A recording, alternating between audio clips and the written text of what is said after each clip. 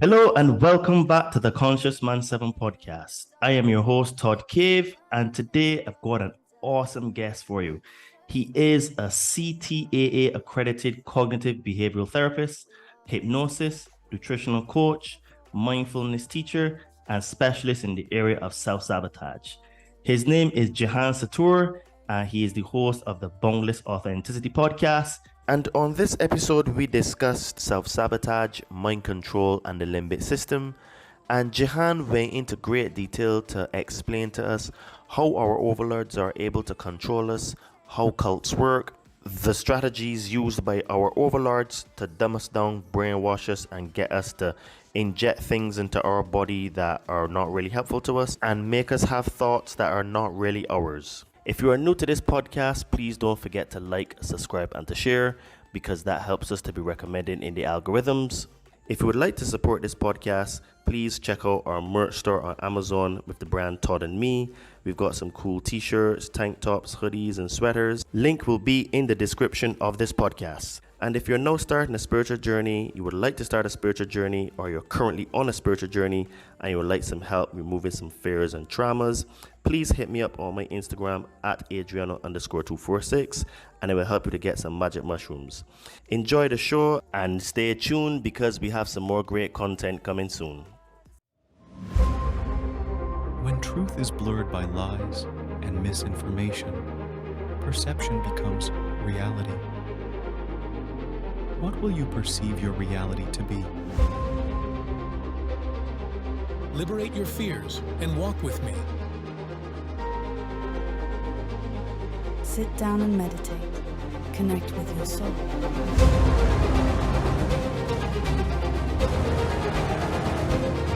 Be a monster and then learn how to control it. You got to be willing to do the work.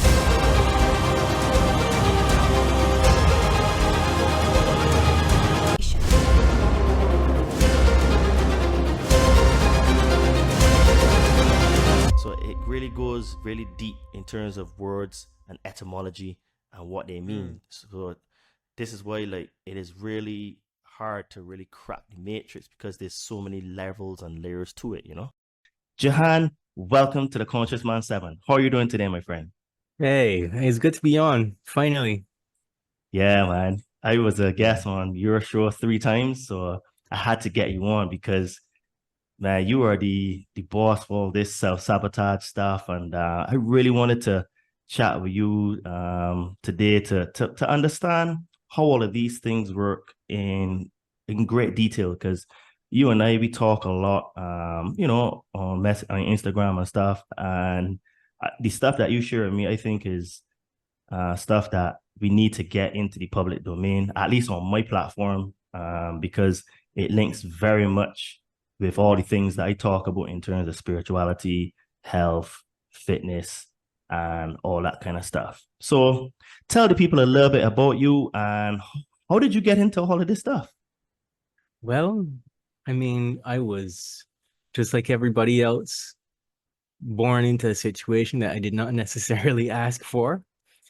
I was always a deep thinker as a child, very introverted and mostly very creative. So where other children were trying to play video games and watch TV and things like that, I was drawing, or I picked up music at 9 years old. My very first premonition was of myself. I remember drifting off in the back of my mom's car and seeing myself walking around on stage holding a guitar and not really knowing what that meant, but I just knew I had to do it. And so I pretty much just bothered my parents until they got me some stuff, and I just started from there. And for most of my life was just from the age of 10 to 14, just playing music. And then I started teaching at 14, and then I started playing gigs at 14. So I didn't really have a regular teenage life, and I really didn't have a regular childhood either. And my parents were I wouldn't want to be unkind, but to be truthful, they weren't the best, most functional people out there. And a lot of what they were struggling with, I realized wasn't normal. It seemed to me like it wasn't a part of the regular human experience to me. And my sister is what we now call a narcissist. Back then, you didn't have a name for it. And if you tried to describe it to people, they would be like, nah, nah, nah, not her. So I had the same experience with my father as well. He was a bad alcoholic. So I think that entire experience just culminated into me becoming depressed, suicidal, angry, anxious, um, just feeling lost and not happy with the way that my life was going, and seeing that things were wrong in society as well, and realizing that I feel like I don't even belong on this planet. And I just continued to pursue music, and I realized that every time I had money, I would spend all of it. Every time I had a new girlfriend, I would do something to push her away. Every time things were going good in a musical project, something would happen and I would have to move on. Like I would just choose to move on. And I started to question, well, why are all these things happening? And I didn't really know how to answer that question. I looked around me and all I saw was dysfunction. I didn't see any good examples of how to cope with those things. So I continued to drink and do drugs and smoke and get fat and do all these things that people do when they're under stress, and it wasn't until I had tried to commit suicide 3 different occasions. It spread out over a year. The third time, something happened that was different. And I didn't really understand what happened at the time. It just kind of changed my consciousness, if that makes sense. It changed my consciousness in such a different way that I didn't feel like I was so separate and distinct from the rest of the world anymore. And I felt like whatever was going to happen next was totally up to what I did next, if that makes sense to you. And um, I think that people typically call it a near-death experience, but the more I tell this story and the more I think about it, the more I realize that it was more of a fate thing and less of something like that. It was very spiritual, but it was a message. And I just prefer to keep it um under that category as a message, a spiritual lesson, in other words, a wake-up call rather than get into all the other stuff. But I after that I mean, when I say eventually, that kind of suggests that there was a large amount of time that passed, but it was only about 3 months after that third attempt that all these strange things started happening. All these things I wanted started happening for me, like one, two, three, right? One right after the next. A lady hit me up on Facebook and she was like, I actually told you the story of her, Tina. She's gone now, but she messaged me and she was like, I really love your music. I just heard it on the radio, and she's somewhere in Florida, and she was like, is there anything I can do to help you? Let me train you. And it turns out that she was the roommate of a bodybuilder called Adela Garcia. And like they had a room full of protein products and stuff. So Tina also had shares in a gym. And so what she did was she sent me all of the workout programs that she had, and she trained me. She checked in with me almost every single day to teach me how to get fit. And she started sending me DVDs and books and all kinds of things. And one of them was by Wayne Dyer, and it was Change Your Thoughts, Change Your Mind. That was the name of the DV. And I watched it, and I had never heard anything like that before. And then after that, my mother was throwing out some books, and she was like, you can have any of these books that you want. And I looked in it, and there was M. Scott Peck, The Road Less Traveled, and The People of the Light. And when I started reading those things, it was like, why has she even read these books? I doubt it, because the information in these books is so huge and life changing that I suddenly started to see the way that my father was towards me and the way that my sister was towards me. I started to see that that was something that was happening to other people, but it wasn't really being talked about on a large scale like it is today, because we're talking 13 years ago now, 14 years ago now. Um, and so that just was the initial thing that got me started. And then a couple more months after that, next thing I knew, another lady hit me up on Facebook and she was like, I really love your music. Is there anything I can do to help you? And same thing again, twice in a row. And um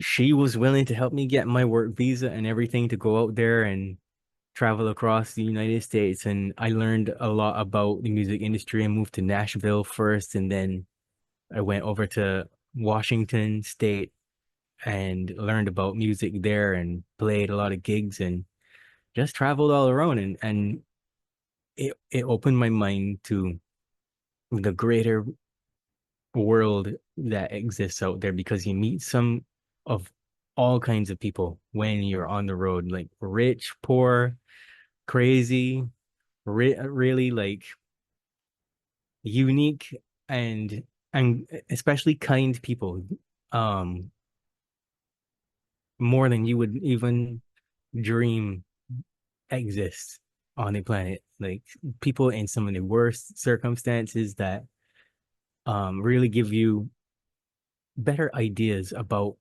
what you could become and how you could not just surpass where they're at, but just become the kind of person that would change lives every time you open your mouth, essentially. And that was huge for me, because I felt like music was my gift and it was my connection to something spiritual. And it also, at the time, I thought that it helped a lot of people. At the time, I thought it helped more people than it hurt. And as I developed myself spiritually, I realized that that wasn't the truth. And I started to shed all of these little mini addictions that we have: watching television, listening to music for pleasure, drinking alcohol, doing drugs, smoking cigarettes, smoking weed, all these different things. It just fell off one by one. But it really wasn't until I was at a gig one night. This really tall guy, and I mean, that's not saying a lot because I am only 5'4". I'm really short. And the guy comes up to me and taps me on the shoulder. And at first I did like this, and then I was like, he's really tall, blonde hair, blue eyes. I still remember what he looks like. And he was like, you have an extremely good affinity for leadership. Have you ever heard of coaching? And I was like, what's that? And I was in the middle of talking to the sound guy. So I kind of was like, all right, hold on one second. And I turned back to the sound guy and I was telling him whatever I was telling him. And within minutes, I turned around to talk to the guy again and he was gone. And I searched that entire venue for this guy.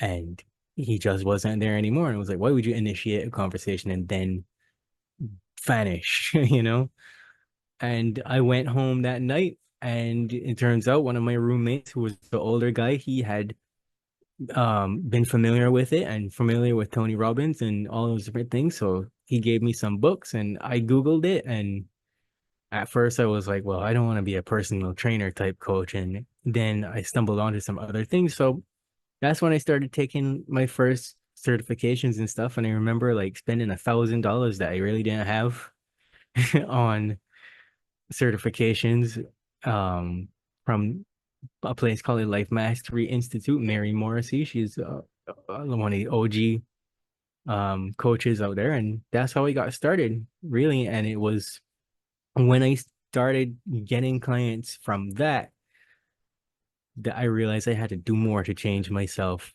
and to learn more to really be able to help people, because all of the coaching protocols and whatnot that they give you cannot help you with each individual person. And you can really only lead a person as far as you've gone in terms of insight. So I just had to do the work. And that's pretty much the whole story of how I got on this path. So when you say that the coaching that they gave you didn't really help you, uh, explain a little bit about that because for most people that would go and do coaching, like to be a life coach or to be a fitness coach, a nutritionist, all that kind of stuff, they would be thinking, well, I mean, that's a very unusual statement to make, considering that how the structure works. You have to have a certification in order to do a said thing. So why did you say that the coaching that they gave you wasn't really helpful to individual clients? Because you can only ask somebody what is your dream a certain number of times before that person goes into a shell inside themselves and realizing that they really don't know what they want to do. And even if they know what they want to do, where they are right now and where they want to be is such a far distance. And it is unfair to put a person in that mindset and make them think that you have all the answers for them when you really don't. You could only live your life. They have to figure out all the in-between things. And so that is really how I started getting into self-sabotage, because it stood out to me in one of the books that I was reading. And so that's when I realized that self-sabotage is the thing that we do that keeps us from getting where we need to be. And it's the emotional content that a person has that is stopping them from living their dream. It has nothing to do with asking them all these questions that people typically ask in the coaching world and all this stuff about mindset that people talk about. That is all fair and good, but is when you get in there and you start rewiring and you start looking at beliefs, because you are going to have a belief about everything that you want. And there's going to be beliefs, the majority of the beliefs that you have, we are either programmed linguistically through meanings that we make, or there is conditioning that is repetitive behavior and repetitive circumstances in pretty much the whole global environment, right? That we all go through, that we all share. And we're just going to have thoughts and beliefs about those things and emotions about those things. And so the traditional coaching route does not address all of the hard stuff. So that's why I would say something like that. Interesting. So since you brought up self-sabotage, so what is self-sabotage and where does it really come from? Well, self-sabotage, my definition is thoughts, beliefs, emotions, behaviors, or actions which inhibit our progress in any area of life. So that could include your success, your health, your wealth, your joy, your abundance, and your spiritual growth.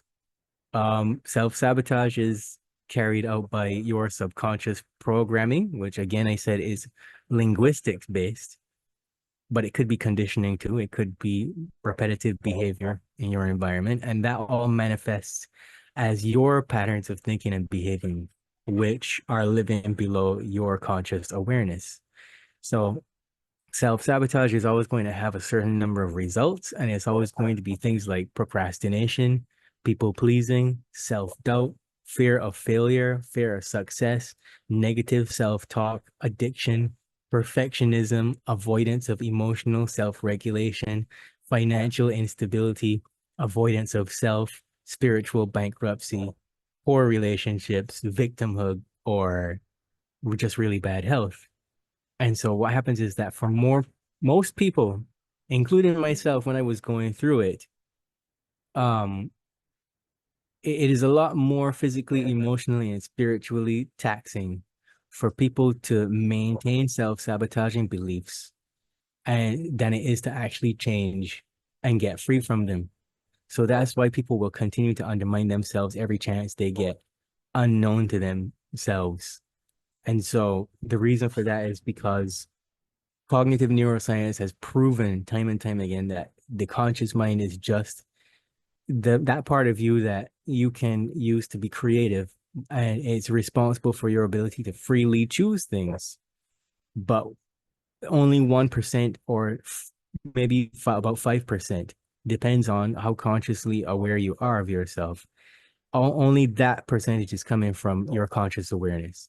Everything else is subconscious. So that means that 95% and 99% of your day is coming from your subconscious. And if you have negative programming or negative conditioning, then for the whole day, you are self-sabotaging. So to go back to what you were asking about why I said the typical coaching narrative is a bit broken, it's because they're not addressing all the in-between stuff. It's just a lot of the certifications make you into an overly confident person that if you think that you are just going to tell somebody what to do and that's going to be enough to get them from point A to point Z. But to get from A to Z, you have to go through all those other letters in between there. And those are programs. And if you don't know how to look for those programs, then you're pretty much screwed, because there's this idea about limiting beliefs in the coaching world that when they teach you about it, they don't teach you the full story. So it's not even something that you can teach, to be honest with you. It's something that you have to learn by working with somebody that is really skilled at doing it in the first place. Like for me, there were no books, and there still are no books that I could give you that would tell you how to do that particular thing. And what you're learning to do really is you're learning to see the subconscious like the hard drive that it is. Understand that all of the information is stored in these particular programs that are triggered by any stress on your limbic system.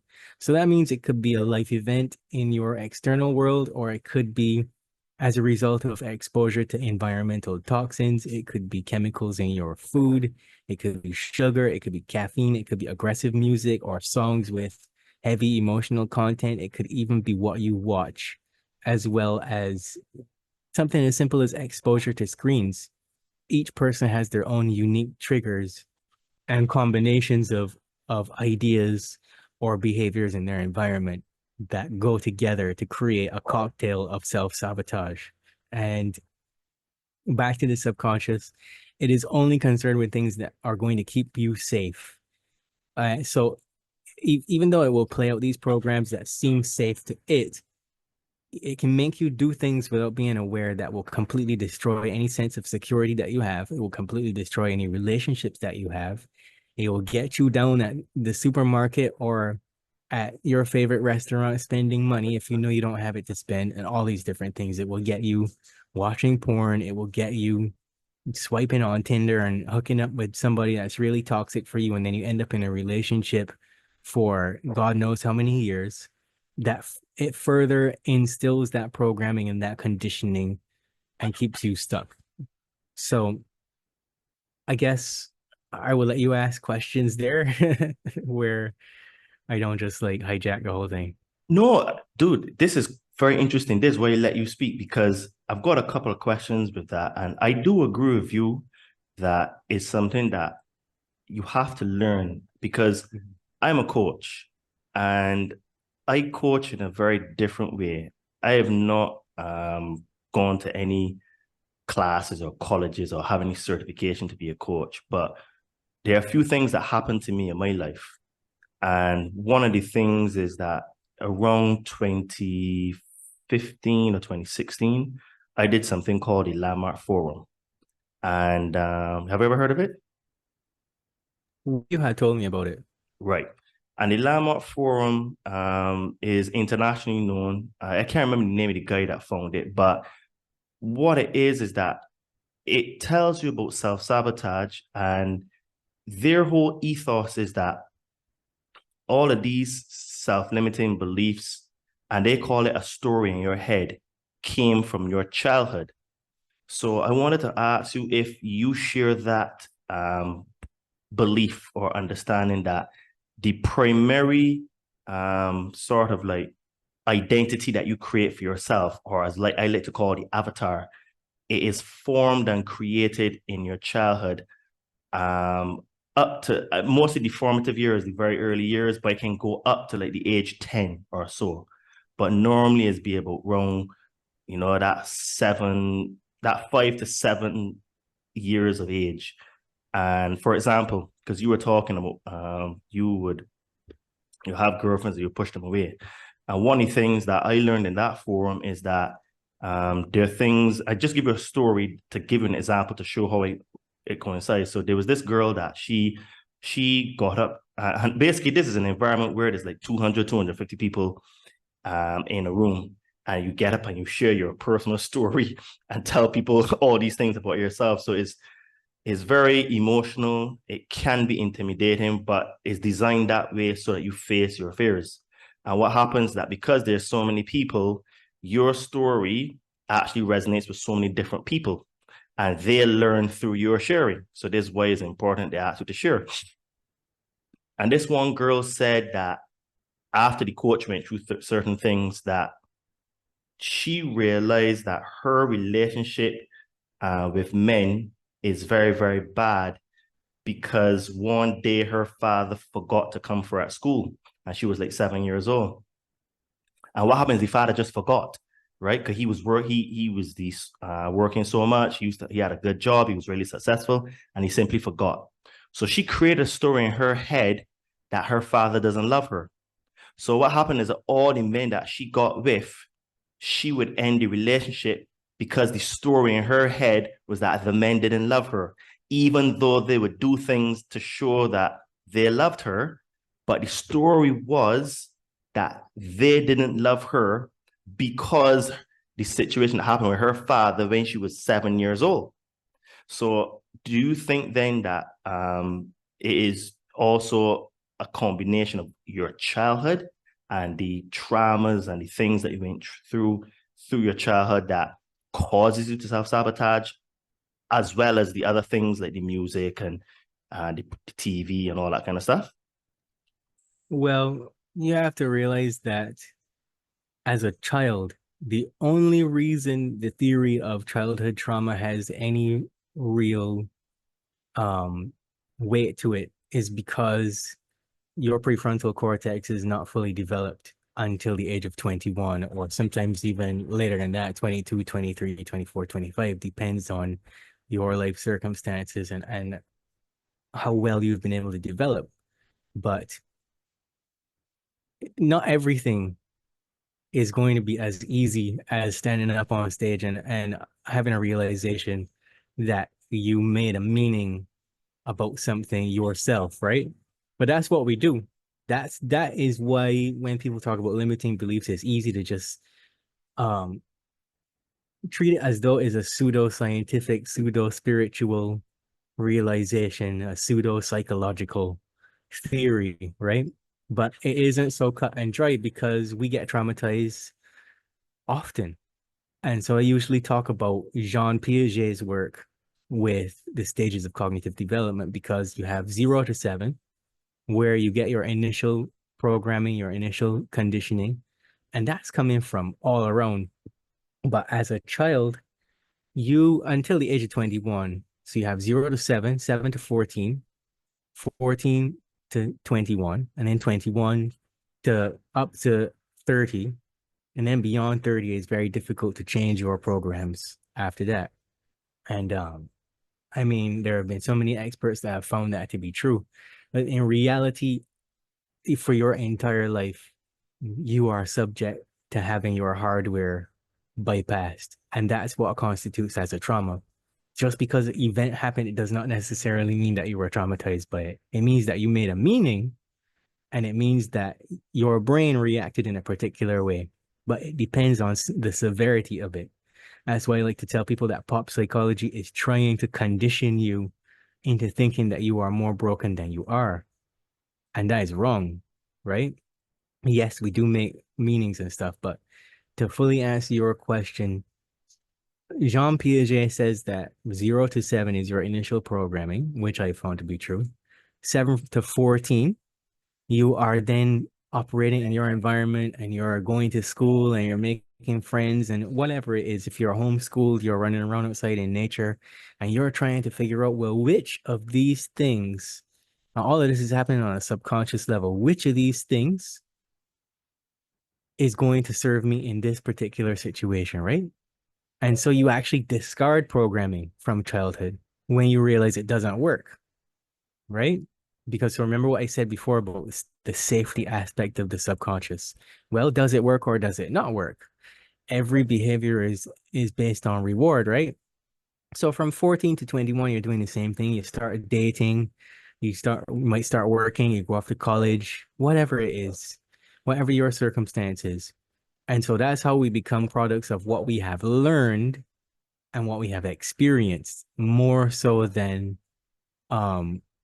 anything else, because those brain pathways are being stimulated all the time. And when you're young, like I said before, I'm going to say it a third time, because when the teacher repeats something, it is important for the listener to really understand. I want everybody to get this, that you're thinking with your amygdala when you're a kid. You're not thinking with your prefrontal cortex. There's no executive function.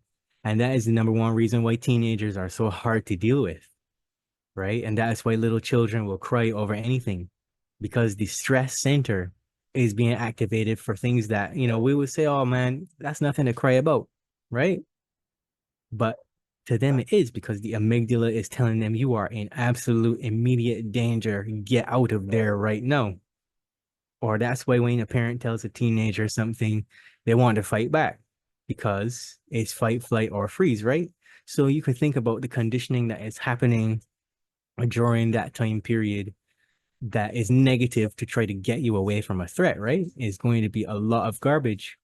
So what is happening is that no matter what happens throughout your life during any period, whether it is before 7, 21, or after 30, or even 65, you're being held hostage by something that A, was installed into you by conditioning in your environment, what the media told you, what you listened to, and your mind started to come up with further stories about it.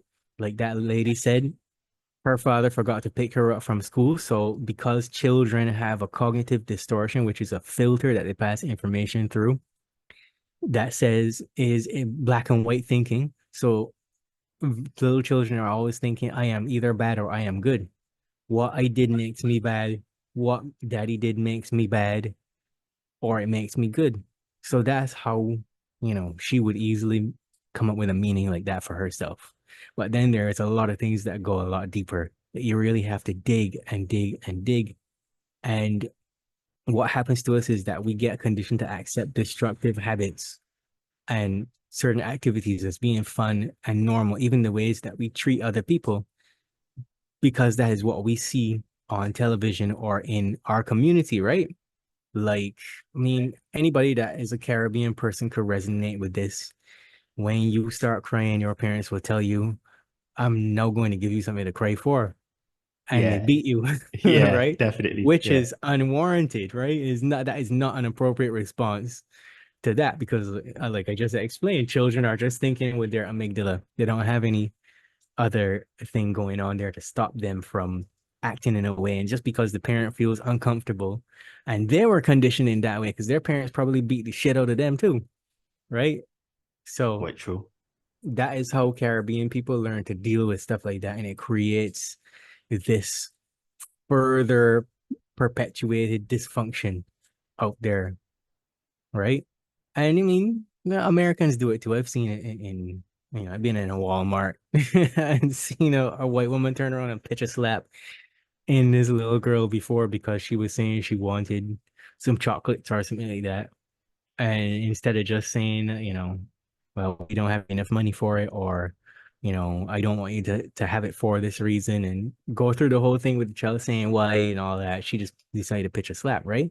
People think that those kinds of things serve a purpose, but they don't. And so that child is making meanings about herself that whole time, that then later on in her life, it could be during the span of her period up to 21, or it could be when she's 70. It just doesn't matter. The subconscious is going to pick and choose for you, is my point. So the thing with trauma and the thing with limiting beliefs, you have to be careful about those things, because as you would know, you learn by doing, right? You were exposed to something that opened your awareness, that got you thinking, and then you decided to put yourself in a position to help people. And you realize that when you work with each individual person, each of them had different needs, because they have different individual programming with different linguistic statements, different ways that they're phrased, different things that they were exposed to in their environment. So you have to handle each person, not necessarily with kid gloves, but understand that they are as unique as their fingerprint. And there's not just one way to deal with the issue. And so that, what I'm saying is that is what happened to me.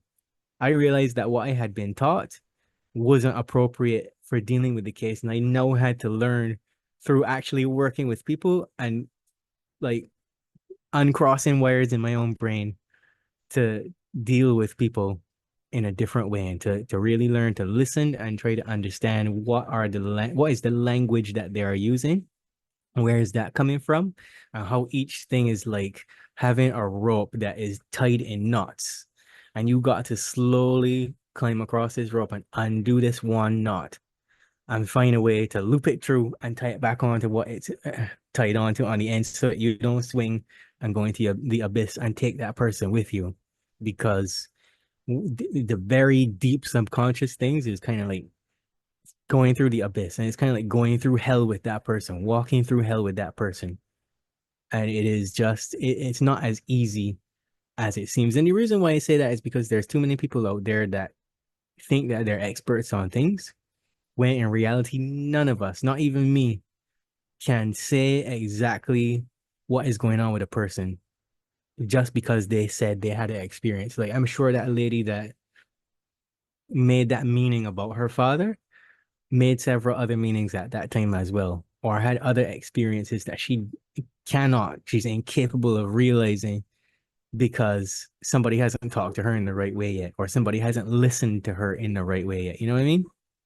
Yeah, completely. And is really ironic that you say all these things, and even though you said you're self-taught in a way and you had to go through it, these are all the things that I was taught in the Landmark Forum. So their core curriculum is called the Curriculum for Living. It's called the Landmark Forum, then it's called the Advanced, and then the SELP, which is Self-Expression and Leadership Program. And all the things like learning how to ask the right questions and how to communicate to people is crazy, right? Like, I didn't even know that I'd be using all of these things, because how should I put it? It is a very, very good course. Like, it definitely, and one of the things that you take away from it is that you make meaning of everything, and you're a mean making machine. And when you finish the forum, you see the world in completely different glasses. And then, like, what really, I would say, really honed in all of my understanding of these things was when I did the self-expression and leadership program, because I had to do a project, and there's a project you have to do for the community. So I had to, my project is that I got my entire site to donate blood. And I had to, I spoke to my project manager, because I was a civil engineer, as most people know. And I got her and everybody, most people, to donate blood. But I had to, the key about it is that you're not supposed to do it. You're supposed to get people to do it for you, because you're to give it away. So you set up the project, and you have to enroll people into doing things for you. So you're delegating, right? So that thing can actually function without you, right? So one of the things, all the questions, and you used to call it enrolling people into your possibility. So this is where I learned how to ask the right questions and to figure out, like, on an individual basis, because every approach isn't applicable to everyone. And I found that really helped me, because I coach my male clients different from I teach my female clients. And I learned this because of a few situations I had with girls where, like, after I spoke to them a certain way, I realized that it completely affected their demeanor. And then when I spoke to guys, it was like, it was positive. And then obviously I was, I spoke to a couple of girls, and they said to me, well, with girls, it's all about how they feel. So I had to learn to get them to look in the mirror and ask questions. And normally I realize it's about 5 times of reframing the question for a girl before a girl would see it. While with a guy, you can be a lot more direct, a lot harder, because guys tend to respond better to just telling you the naked truth. It's this is exactly what it is, that you're fat, you're out of shape, you know what I mean? No one's going to find you attractive, but you can't really talk to a girl like that. So I had to learn through my coaching and dealing with clients how to deal with males and females, and then how to get them to see for themselves. And because I didn't really, I wasn't trained in self-sabotage, but I understood it because of the Landmark Forum. And then from not getting results Well, just one to time. interject, you probably understood self-sabotage because you realized you had done it yourself. And so when you Yes, get yes. familiar with the patterns of thinking and behaving that go along with self-sabotage, it puts you in a better position to guide somebody else. That's really what it boils down to with any kind of like skilled helping modality, because you could go to psychology class till you turn blue, but until you apply those things, you don't know anything, right? And you might apply it on somebody else because they're like, you know, when all you have is a hammer, the entire world is a nail. That's how people think. But when you go to something like the Landmark Forum, or you go to what I went to, or you go to any of the other trainings I went to, you come out kind of feeling like, okay, I have all of this stuff, but when do I apply it, right? And so you never really know when you're going to apply a particular thing. And that's why it's critical to be a thinker and to really care about people, because that's what stops you and helps you listen more carefully.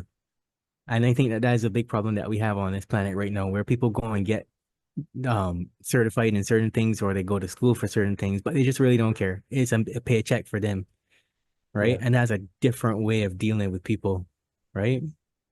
I always wondered if it's because I was a civil engineer and my brain works.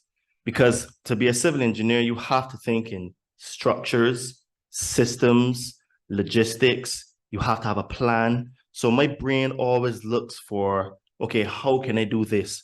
Break this down.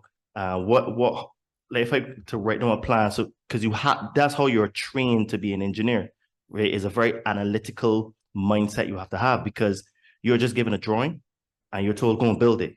You have to work out all the logistics, who the people to talk to. You don't get told any of that. You have to come up with the sequence of construction.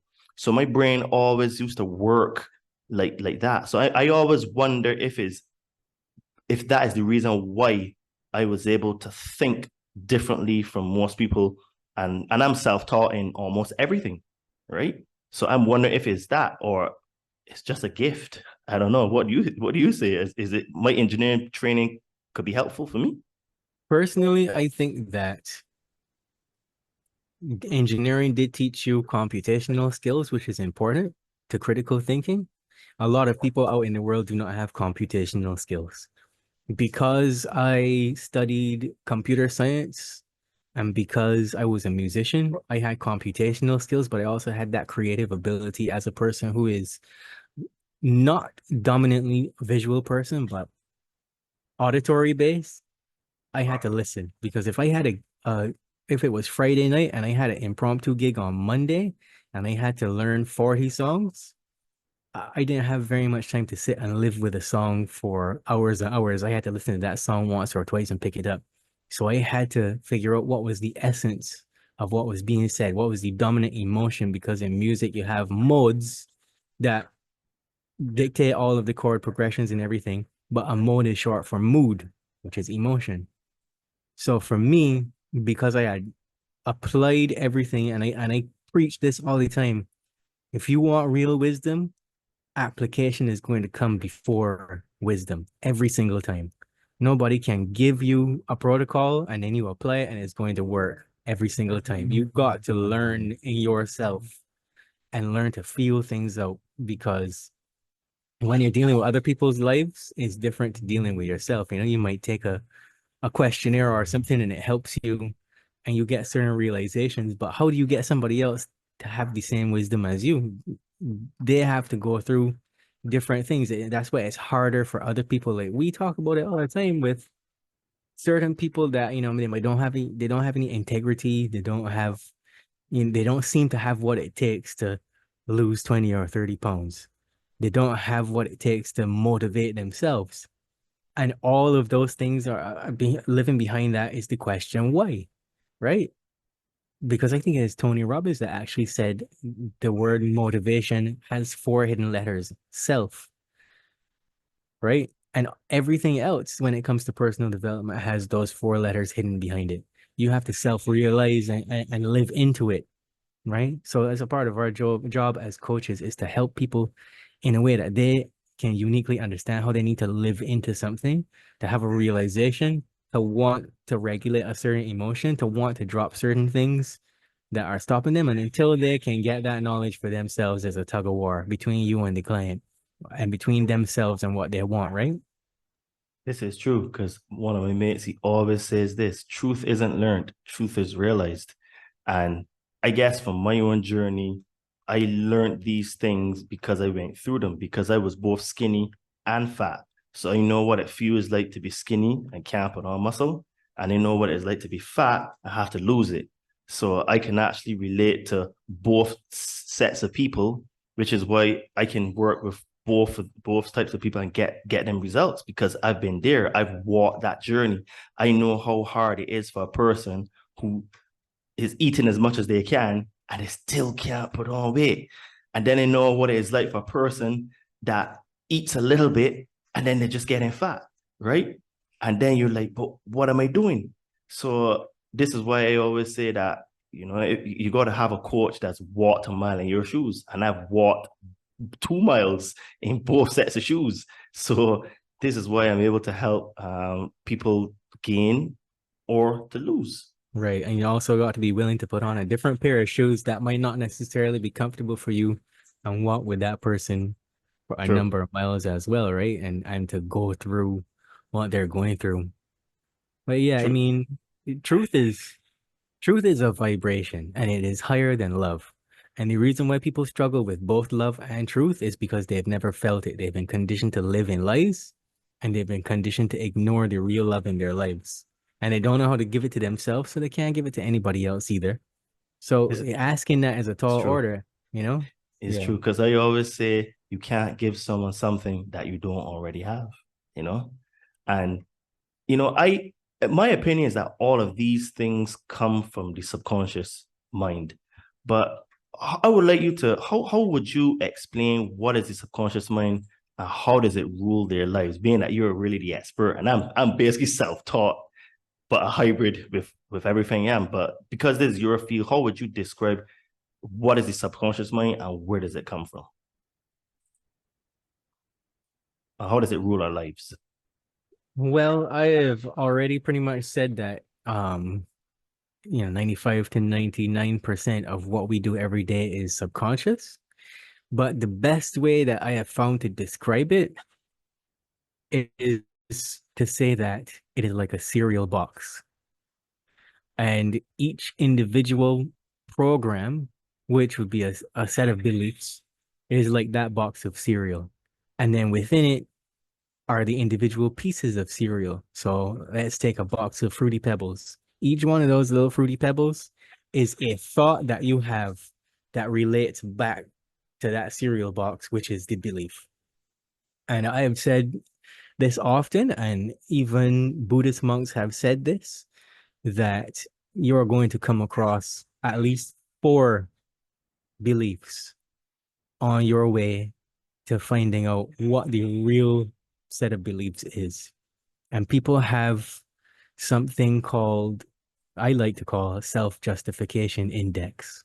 And then what it really is just a list of shitty reasons why they can or cannot do something.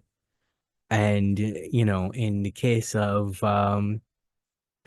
addiction, substance use, it might be something like life without using is boring, or using is the only way to be creative and to be productive. There's people out there that are literally, one of their self-justifications is life would be depressing if I stopped. And all those things kind of sound like, just one spliff can't hurt. I would just go down to the bar and I have one beer and I'll be right back in 10 minutes and, no harm done. Or, you know what? I feel like eating some fried chicken tonight. Even though my trainer told me that I need to not eat fried chicken, I think that he doesn't have very much joy in his life, because to be that ripped, you have to sacrifice, and it can't be very fun. And I think that I deserve to have a little bit of fun. Like, that's how people think, right? So all of these little things will come together, and they will never ever lose any weight, right? Or they will never ever be successful in starting their home business, or they will never have $1 million or even $100,000 if that's their goal, because they go down to the supermarket and they see some M&Ms and they're like, you know what? I need to treat myself though, and they don't realize that spending $5 to $7 in snacks, it is money you can't get back, especially when your body doesn't really need it. You could spend less money and make something that is delicious. You make homemade cookies or something that will hit the spot, right? So people are subject to all these different things, and it is the self-justifications that keep us stuck, because we don't know when to catch them or how to catch them. We don't know how to just say no to those things. So a lot of times I have found, especially for myself, like I could only really talk personally about myself. I don't want to talk so much about what clients have said to me, because I have a confidentiality clause in a lot of things. So there's certain things that I can and cannot talk about. But in an instance for myself recently, when I was like, boy, Todd, I want to get my back big. And you were like, all right, you gotta do this, this, this, and this. Even though I am accustomed working out, I still had these things coming up saying, man, even though Todd said only you gotta do 8 to 12, I feel like I might only do 8 today. 8 to 12 reps. So I feel like I might only do 8 today, and maybe 2 sets, because I feel kind of tired, all this kind of stuff. And I had to tell myself, no, that is not what Todd said. If Tina was here, she would kick my ass. And I know better. I know that what Todd is saying is the truth. I know that I need to go above and beyond. I need to find that energy. I need to self-motivate. And I had to talk myself down off the ledge, so to speak. I have had a client who was raped, who she could not mentally detach herself from the the event that happened, essentially. And she did not even realize that on one level, it is the things that she was thinking to herself that were causing herself the most pain. So when she tried to relate to her new boyfriend, she was treating him like if he was the rapist or whatever. And he was a nice guy. I even had him come in the session and sit down with us to help do some of the work, because she really wanted things to work between the two of them. And she then realized that she was just putting a barrier between them and intimacy, because she was making up all these things. I had another one that this one is a nasty one, because she has a little sister, or had a little sister, because this was a while ago now. And the little sister just turned 18. And she also has a daughter. And she was dating this guy. And he was a little bit younger than her. She was in her 30s, and he was about 28 or something like that, 27. And he found porn to be very attractive. And so that was a problem for her, because we found out she was sending him mixed signals. She was acting as though she was prepared to give him the kind of sex life that he wanted, but in her mind, she wasn't. So she would say one thing and do the next. And as a result, he would just, do whatever he could get with her, and then go off and watch porn or something like that to fill that void that he had. And he had to come in the session with me as well too, several sessions to deal with it. But then what really bungled the situation is that he turned out to have the majority of the problems, and she was subconsciously picking up on his issues. So that's why she was putting up a barrier when it came to fully letting go and being really intimate with him, because she knew under the surface something was wrong. And her little sister came over one time, and he was checking her out, and he used to keep a journal, and the man was writing down all of the things that he wanted to do to this little sister and other girls too that were young. So it turns out that he was kind of freaky. And so, Wow. like I said, there's a lot of stuff that I cannot say because of confidentiality. And I wouldn't want a person to be, listening to this and be like, oh yeah, that's my coach. He talking about my stuff. I will feel away. So there's only certain things that I could share, and certain people that know that, yeah, I say, yeah, can I use your story when I talk about things, But that's how it all works. It's all these different meanings and the ways that we think about things to kind of lead us back down a certain pattern of behavior because it's keeping us safe. So, like in a lot of those examples, you could hear where the woman was keeping herself safe with certain things. And it wasn't necessarily a bad thing. It was a good thing because she was picking up on what was going on with that guy. Right. You said about the four beliefs. Now, I was taught when I was a civil engineer, 'cause I used to do quality assurance, and there's this thing called root cause analysis, and basically is to get to the root cause.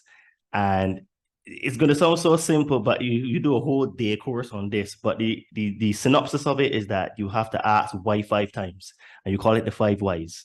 And then after the fifth why from the data, that's when you get to what is the actual real cause. So, like how you said, there's four beliefs on the way to finding the truth. It's quite similar to root cause analysis, where you ask, well, why did this happen? And why this? And why that? And why that? And then it's on the fifth one that you actually get to the root cause. Because in engineering, it's all about trying to have systems where you have like lessons learned. So every time you have like a mess up on the job or something that costs a lot of money or a mistake, then you have to look at what caused it, what was the root cause. And when you get to the root cause, it means that you can actually not make that mistake again. Which, again, because my brain is an engineering brain, I apply that in my coaching to how I communicate with people to figure out what is the actual real cause of them doing this and doing that. Because, like, yeah, I think your analogy of the cereal box is fantastic. Like, just all of the cereal in there represents a thought, and the cereal box is the subconscious, which is a brilliant breakdown. Yeah, and people struggle with negative self-talk all the time, whether they know it or not, or whether they want to admit it or not. That's a different story. But you have to teach them how to deal with it. And like you were saying, asking the question why is one thing, but then what I have found is that what is even more important than why. Because when you ask a person why, they'll give you all the meanings that they assign to things. But when you ask a person for what purpose, do I think this, or for what purpose do I do that? Then you're asking them directly in their subconscious, what is the reason that I do this? What is the reward for this? And you have to teach people to learn to think in that way. For what purpose? And that means two important questions that can follow each other in a sequence. And then a person will, when you have to teach them how to just learn to listen and realize that the subconscious is always doing this. Hey, is it okay to keep this piece of information? And most of us are so busy thinking or trying to get to what we want subconsciously that we just brush it away when it comes up, and we just don't know what to do with the information. So we miss a lot. And so for me personally, I had to relearn, as I was learning in my first few years, a lot about how to talk to people. I had to make sure that I talk to myself in that same way all day long, to where it was annoying. I was like, I don't even want to do this anymore. If it means I have to grow on this level, I don't even want to do it anymore. But I realized, you know what? This is what I was put here to do. I was spared from death for this. So I would never take another minute for granted. So you have to learn to really just be honest with yourself. And I have had other people tell me that it is really annoying if that is the way that I think. It is really annoying and really difficult to do because everything is going to push back against that conscious level. Because of, you've heard me talk about the law of reversed effect, where it says it is a law from hypnotherapy that you cannot consciously will conscious information to change. Sorry, subconscious information to change. Like the subconscious is going to override that every single time. For protection. Right? And you said that basically a lot of it has to do with the exterior programming. So how do the external programming mechanisms condition humans to say be fat, to be sick, to be spiritually bankrupt, and to go and inject themselves with substances that they don't even know about? You know what I mean? How does this all Yeah. like work? Well, you see, when you're dealing with this topic, now you're getting into a more serious arena of things. You're getting out of the mindset and more into the psychology of disempowerment. And I like to reference what I call the cult of global disempowerment, because essentially, like, anybody that has ever listened to Michael Tsarion or anybody like that is like genius level in philosophy and history and things like that, they will relate every structure that we have in society back to a group of cults, and that group of cults goes back to one main cult. And as you know, there's these bloodlines that run everything, and they're basically informing these people as to what they stay out of these scenes, and they're basically informing all of these different mini cults. This is what you're going to do. And so there's the dissemination of information, and there's people that literally sit around trying to figure out, okay, well, how do I mess up this person's limbic system? How do I target their subconscious and get them to have certain linguistic patterns of thinking that will lead them to certain behaviors? How do I get them hooked on certain substances that are going to be so toxic and so intoxicating to the brain that they cannot get past themselves for long enough to stop using these things ever again? And I like to use Doritos as an example, because there are people in labs out there trying to figure out, how do I make these goddamn Doritos as addictive as possible that you literally cannot stop eating them once you open that package. You have to eat 2 or 3 to feel like you had something. You know what I mean? And then 5 Doritos are minutes later, you want sick. more. I used to be addicted to Doritos. I Mhm. swear. I would eat a whole bag a weekend. I did that for months, and I had to catch myself because I used to see it in my body. The Monday, I would just retain so much water, and it would be good from Monday to Friday. And then you see Friday night, boom, I would binge, and I just couldn't stop. It Mhm. was like this thing that it'd be calling me, dude, like Mhm. literally. Mhm. And that is that's how it works, because you realize that you ate a food item. Let me break it down really simply. You ate a food item that created a linguistic pattern of thinking that spoke to you as though it was a voice that was coming from you, your own individual thinking. And that is what self-sabotage is about. That's why I chose self-sabotage, because I know it was the hardest thing in all of the coaching to deal with, because you have to laser focus on people's internal representation systems, how they speak to themselves, how they visualize things, how their feeling emotions work, how they represent those things in their body, how they feel things, how they don't feel things is just as important, because we get conditioned to ignore bodily sensations, which is all critical information. Every bit of everything that we feel and think is critical information. So a lot of people cannot stop because the limbic system is being targeted. And so the limbic system has these 3 major pathways that are responsible for sending and receiving chemical information, which is then informing the subconscious which emotions and which programs to fire off.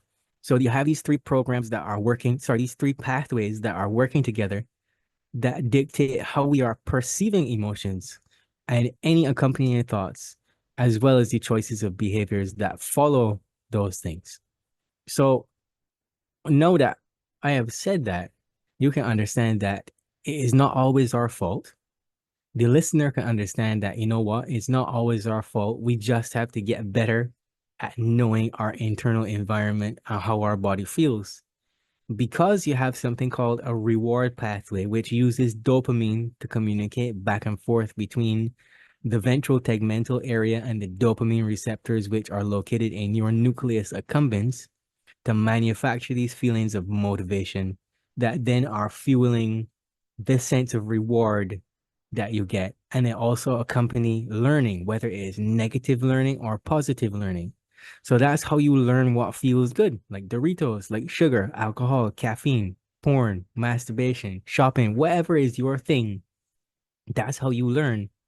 And so you're having endogenous opioid peptides that are released in clusters of similar neurons in the brain, which are having the same effect on the brain as if you had taken heroin or morphine or something like that.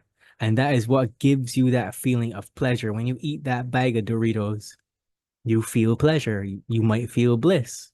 And when people go out and, they go to Starbucks or whatever, they get that feeling of pleasure or bliss. It's the same thing for drinking. It's the same thing for masturbating. Like there's people that literally cannot keep it in their pants that have to run away to the bathroom and go beat their meat. I mean, to phrase it hilariously, but that's literally people out there struggle with stuff like that because they're hooked on that feeling of pleasure, right? They've learned that that feels good and nothing else can replace that feeling because they want it all the time. So then you also have the contentment pathway, which is using serotonin to communicate between something called a dorsal raphe nucleus, which is just a part of your midbrain, which contains neurons which manufacture serotonin. And that serotonin travels to a different area of the cerebral cortex each time, which is going to either give you the ability to process experiences properly and judge them as good or bad. So it doesn't matter if something is actually bad. It depends on that hit of chemicals in the brain, right? And then on top of that, to make things worse, my favorite part to deal with, which I stumbled on by accident. So before I get into it, I will actually tell you how I got into it because I realized for myself personally in maybe year 2, I think it was my second year of coaching. I was celibate for 6 years. And what I was trying to do was I was trying to keep sex off the table on purpose so that I could see how well I could learn to control myself. And because sex is very close in terms of addiction to drinking or cocaine use or watching porn and or like eating sugar and things like that, I wanted to make sure that I could catch everything, even if I had to drive myself crazy. So I started talking with this girl and she really liked me. And so I was noticing all of the programming that was coming up for me personally with dealing with her. I was noticing hers too, but it's not my responsibility to fix somebody else. I could only worry about me. And I could not find any childhood events that were dictating how I was behaving. I could not find anything in my teenage years because I was a girl's man. And being a musician, it's easy to get girls. It's something about you, you just learn how to talk to girls. And that's it. That's long and short of the story. When you become a girl's man, you just know on a subconscious level what to do. There is nothing that could stop you. You are a machine. Facts. Right? And I started to realize that nothing from the time I was a baby right up to age 21, even 25, none of my events with my parents, nothing like that. Previous experiences with girls, nothing like that.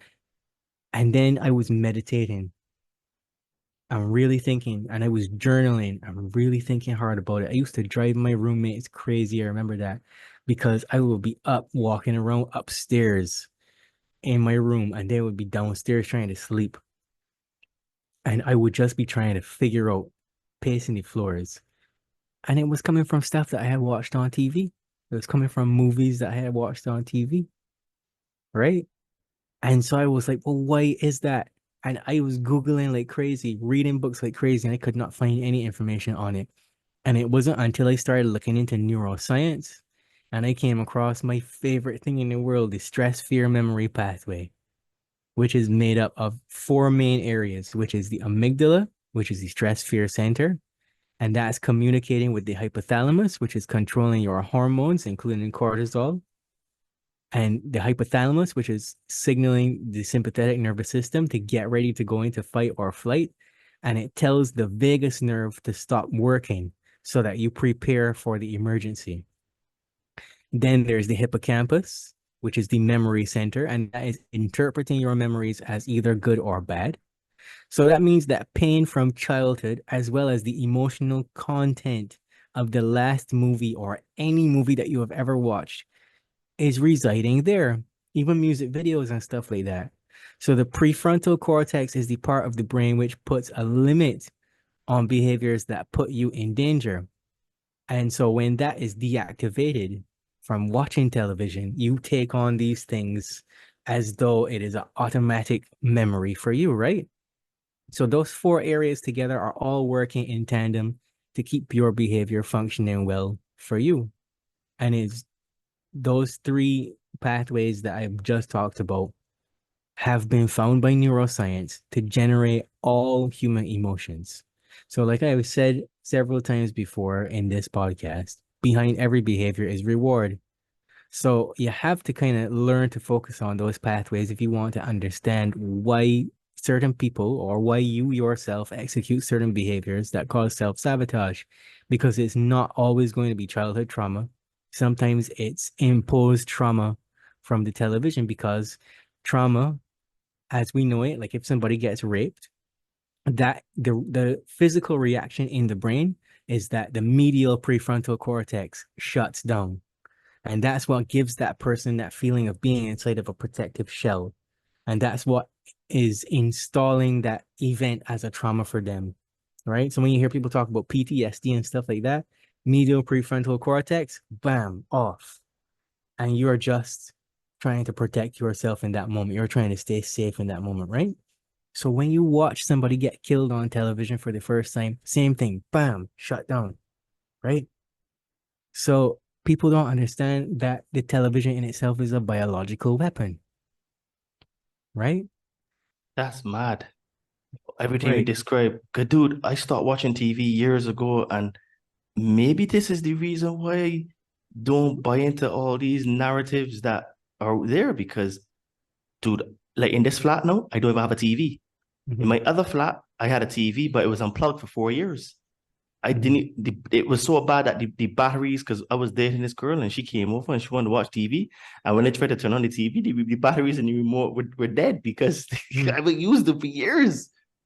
And I bet if you're being honest with yourself, if you track the trajectory of your life from the time you stopped watching television to now, you will notice that your personal growth skyrocketed because you had so much more time to do other things and you weren't putting toxic ideas in your brain, right? Actually, you You know what? actually, That's you true, you actually, know. right? You actually had to work through those things. So in a lot of ways, it can be automatically dealt with if you just stop watching television, if you just stop listening to your favorite songs and stuff. I've told this story many times about my client that, and this was a recent thing. She came to me because she had to have bariatric surgery. She needed to lose weight and she wanted to stop smoking. And the reason why she was carrying out those behaviors, again, we checked 0 to 7, 7 to 14, all these different things. She had a good relationship with both her parents. Everything was all hunky dory. But Bridget Jones's Diary was her favorite movie. So for almost 20 years of her life, she was self-sabotaging because she was emulating the common behavior in her environment, which was when she didn't feel good, when she felt tired, a number of things, she put on her favorite movie. And she couldn't stop smoking because Bridget Jones used to smoke. She couldn't keep a man because she was employing Bridget Jones's strategies for life in her real life, right? And because the subconscious mind doesn't know the difference between you and what is on a screen, you think you are the experiencer of everything. So if you're watching a Marvel movie or you're watching Batman or something, you are Batman and you are the Joker too, right? That's mad. So, Right. dude, basically you're saying that the cults that you described, the whole high level thinking is just to target the limbic system. That's it. Essentially. Damn. That's levels. The chemicals are to target the limbic system too. You weaken that and you keep a person in a state of fear. Well, then we're talking about what we began discussing at the beginning, where we were talking about the limiting beliefs and children think with their amygdala and stuff like that. So how do you infantilize billions of people all at once? You give them a television or you give them one of these and you say, here, watch a bunch of cool shit and enjoy yourself, relax, man, watch a movie. How do Yeah. you get ideas into other people's memory center and make them live other people's lives? How do you hijack people's free will? By giving them all of this information in a way that is fun. It doesn't take any effort. And you will just walk around doing whatever they want you to do, eating whatever they want you to eat. So I guess this is the same thought process that goes into religion and government then. Precisely because it is the same cults. I thought it was for the subconscious mind, but I guess it goes a bit deeper than just the subconscious mind, because my thinking was always that the whole thought process is to hijack the subconscious mind and to plant beliefs into it that are not yours. But you're saying that there's another layer to it where is the subconscious, but is the limbic system that is the real sort of The like nervous system, right? The connection to the nervous system, the subconscious mind is the nervous system. That's why you would have read a book by the Emotion Code by Bradley Nelson. Yeah, I did actually.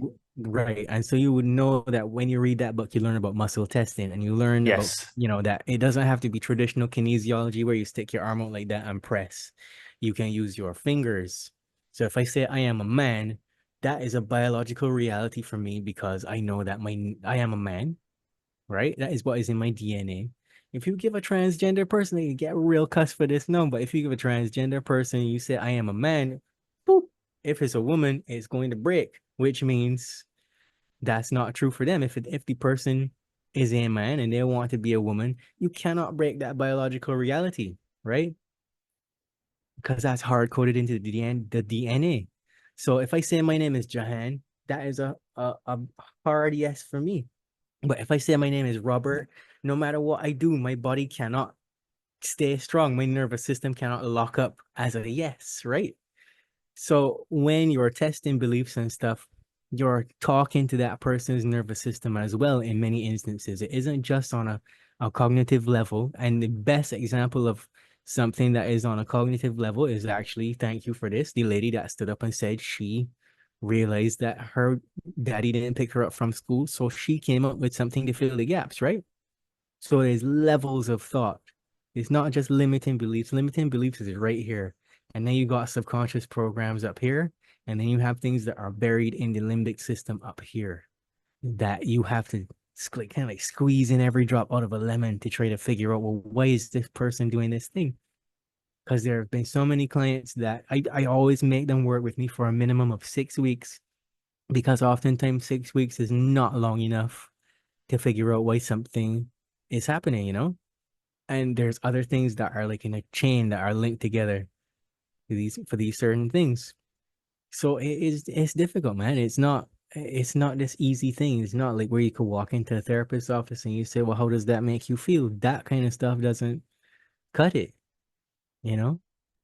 So, okay, so I used to think that the only technique was repetition, but what are some of the other techniques used by these cults, mind control programs, brainwashing campaigns, and even religions to actually hook you in and to keep you hooked in? Well, like I've said, with the TV and music, it's easy because when you get somebody to feel something, as you would know, when you start to feel something, it becomes a biological reality for you. Your mind then begins to construct things based on all the information that it has ever been given. It constructs scenarios, right? It only takes 2 or 3 repetitions for something to get into the subconscious mind. But with television, you only got to watch that show once. With a song, you only have to listen to that song once because the chorus is usually repeated about 2 to 3 times in a song, right? And so you're delivered certain emotional content that hard codes that into your subconscious, into your nervous system. And what people will do in the case of cults, is they will use salvation. Somebody is here to save me. Somebody is here to take care of me, make all of my decisions for me. God is going to do it. God has got this. The programming in the church is give it to God. Don't actually do anything in your life where you have to make a change. Just give it to God. It'll automatically resolve itself. It doesn't work that way. It does, and there's nothing wrong with I this is controversial, but there's nothing wrong with going to church. There's nothing wrong with having a faith. But if it is disabling your ability to think for yourself, you're not achieving anything. You're not achieving anything. You will stay up until a lifetime playing out the same thoughts and the same programming over and over again until you begin to ask questions. And the thing about it is that not to cross your work or anything like that, but all the stuff that is out there that is like in the mindset or like in the things that you talk about, a lot of people will have difficulty understanding those things, right? That's why I say not to cross you. And the ideas are so big because of that same repetitive conditioning all the time. Either God is God, or Jesus is God, or Satan is their God, or Mooney is their God, or David Koresh is their God, or whoever the cult leader is, or the leader of whatever is the protocol for LGBT is their God. So as long as they have a part of their mind that's focusing on what they have been told is God, or how they should relate to God and how their faith should be set up, they can't hear you say anything else. You get what I'm saying? That's why you and I will always be screaming on a soapbox, trying to get people to understand the complex ideas that we're coming up with, even though a lot of it is so simple, because they cannot hear you. Because when you're dealing with like mind control, everything is based on mind control. Even me having a conversation with you right now is mind control. When our parents are talking to us, we get conditioned into mind control because there's parental mind control, right? We end up living our parents' lives unknown to us. Parents are trying to decide what is best for children in a lot of unhealthy ways. And that's just essentially manipulation, right? So when you're talking about mind control, then beyond that, the brainwashing is everywhere. Everybody is brainwashed by something. Hypnosis is a natural faculty of the brain because without going into the alpha brainwave state at other deeper levels throughout the day for 7 hours throughout the day at least, your brain would short circuit and you would die. So it's easy to implant new information into people because we are constantly going in through the levels of brainwave state. And if you're not critically thinking, you're not in beta, so you can't consciously override anything that you experience. And then there's so much manipulation by the media in newspapers, TV, social media is now the biggest cult. And there's so much persuasion and deception in your daily life that if you, okay, let's say if you go to a new country and you need to adapt to your surroundings, it's easy for you to go to a mall or something or go to a church event and somebody says, "Psst, hey, you new here?" And that's how they get you. You just want to relate to people and they can then manipulate you very easily into a new set of thoughts because you are under stress. You've left one environment and gone into another. And now in order to adapt because of mirror neurons, you want to automatically emulate any behaviors that seem to work for everybody else in that environment. So when you get into a cult, you don't even know that you're in a cult, right? The majority of brainwashing is just done through enculturation. And I mean, even when a new government gets elected, there's that takeover and transition period. So what's happening is that pretty much everything is a state of hypnosis, even expectation. So even right now, they have like a whole year or so that people are canvassing. You can see what's going on in the United States right now. And, you create all these different feelings of shock and awe and stress in people because people really feel like that's serving them in some way. Like the government is supposed to be helping them. So Joe Biden just stepped out of the race. Donald Trump got shot at. all of these things are creating a state of hypnotic trance in people where they can get implanted with more cult ideas, enculturation, right? And so when new government takes over a country, there's that period of time where you can get subtly brainwashed. Their main goal is to try to convince the general public to just play along with what they're doing and be peaceful about it. If you go to a new college, enculturation, you're going to get inducted into the cult of whatever university that is. So there was some issues on college campuses recently. I forget what they're about because I don't really watch the news, but that is a good example of it. When you go into a new work environment, you're at that office, that work culture becomes your culture, right?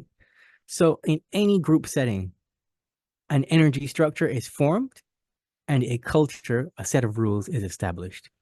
And so going along with those beliefs is brainwashing. Whether you go along with it willingly or otherwise, well, that's all up to you, but you still get brainwashed in the process. And I mean, the main way that people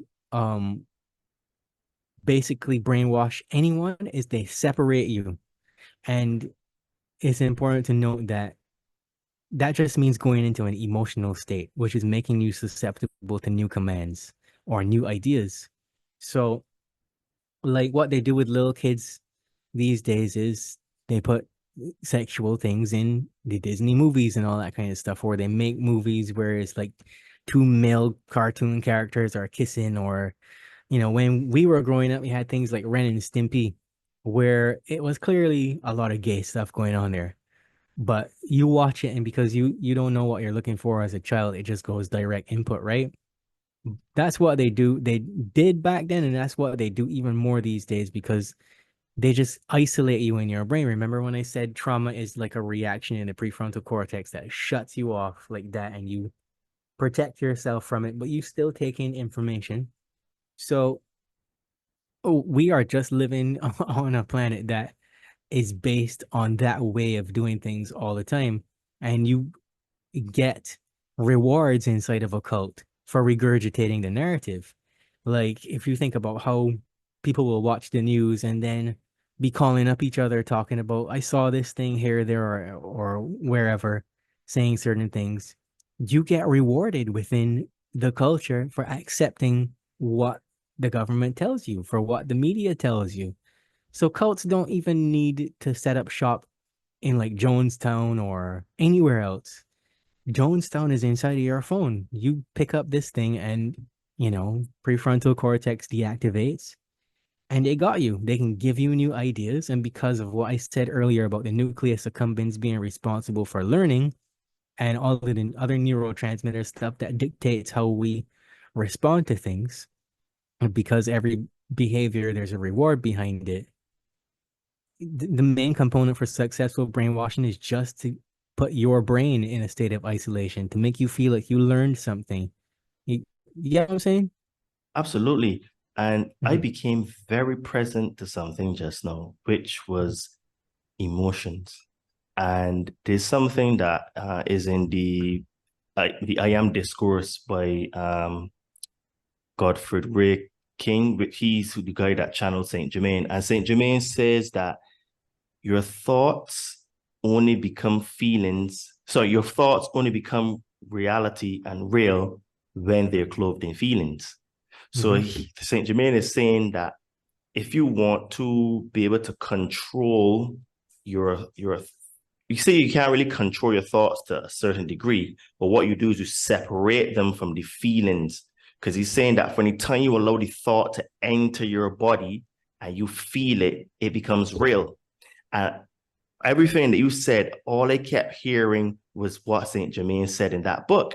And it was like, this is how then religions, cults, governments, and the media are able to really solidify the brainwashing because of the emotional feeling you get when you are hearing that information.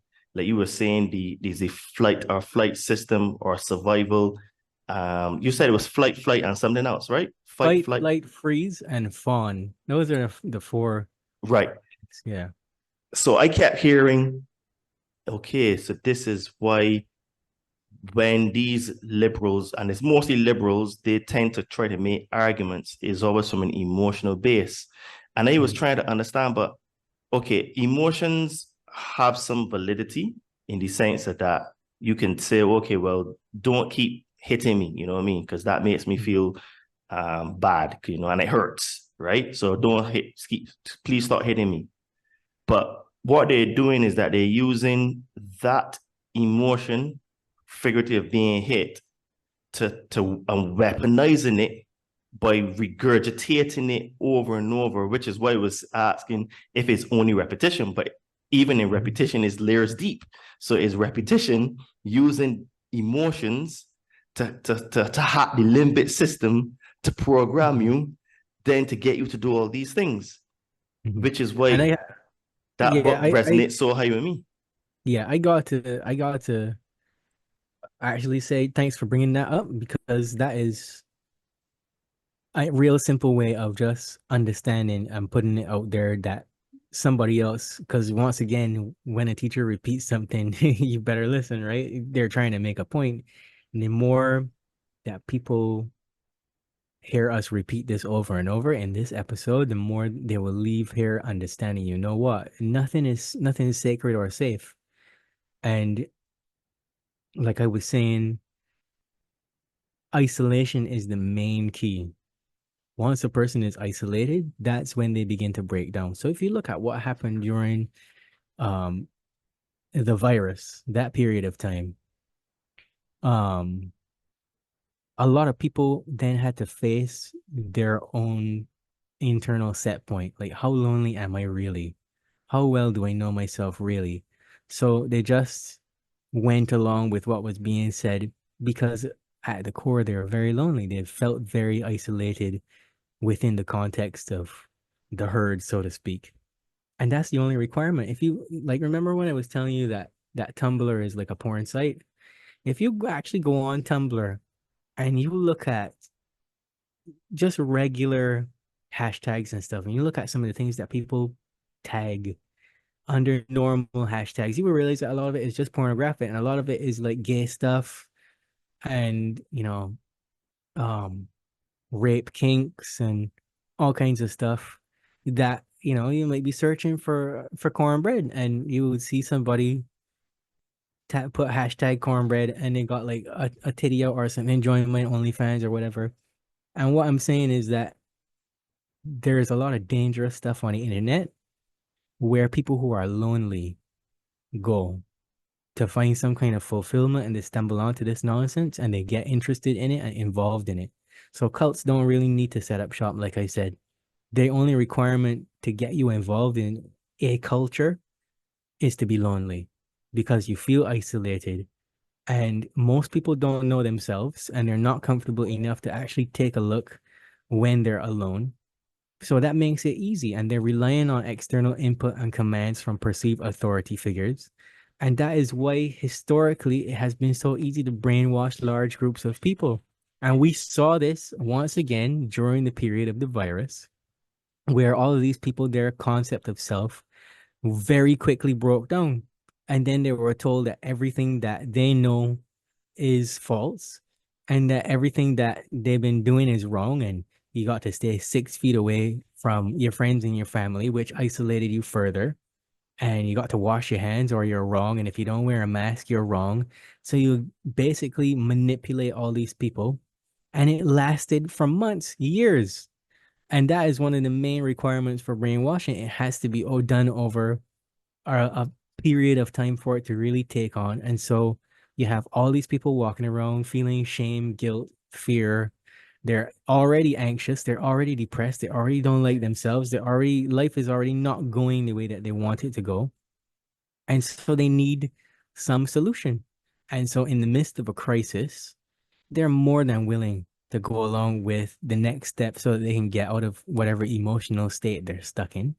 So somebody has to come along and give them this new identity and a new belief system. And they have to be trained to believe that these new choices are their own. That is the number one thing. I will give you an example from my personal life. I was trying to explain everything that I've been explaining on this podcast to my mother. And I've already told you that me and my mother are like oil and water. If I say the sky is blue, she has to say no, something else is the case. It doesn't matter if it is a fact. And it has always been like that. I try to maintain a relationship with her simply because I know that how a man relates to his mother affects his own personal life, whether she's a terrible person or whether she's a good person. How you deal with the situation dictates the rest of your life. It is a very important thing to how a man continues to be a strong, influential, protective force in society. And people don't realize that we got so many people walking around broken because they don't know their parents, they don't know their mother or father.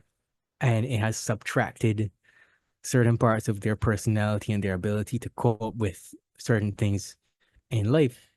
So I was explaining to her certain things, and she was telling me that I was wrong, that that's only for people who are gullible. But if you really think that you are smarter than the average bear, you've lost the game. And I look at, people who think just like her, and they don't really have much of anything. She's a chronic TV watcher as well. She's grown up in that culture.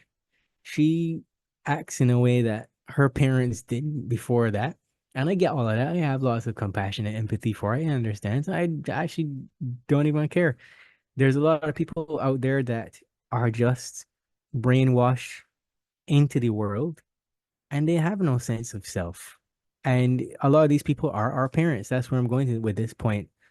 It is our responsibility to realize, you know what? Our parents' lives are not our lives. We don't have to do that.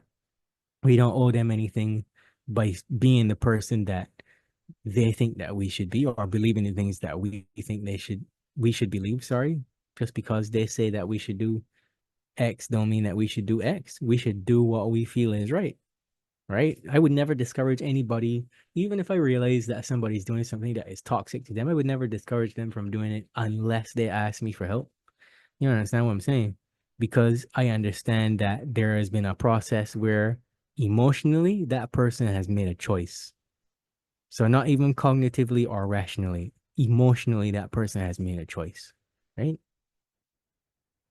Yeah. So, I struggle with this question, and even like I talk to other people that like think similar to me, and I wanted to get your take on this. So, with so much information available out there, why is it that these our overlords are still able to hijack our consciousness, even though we have so much truth, so much information out there, and all of the quotation marks conspiracies are proven to be true?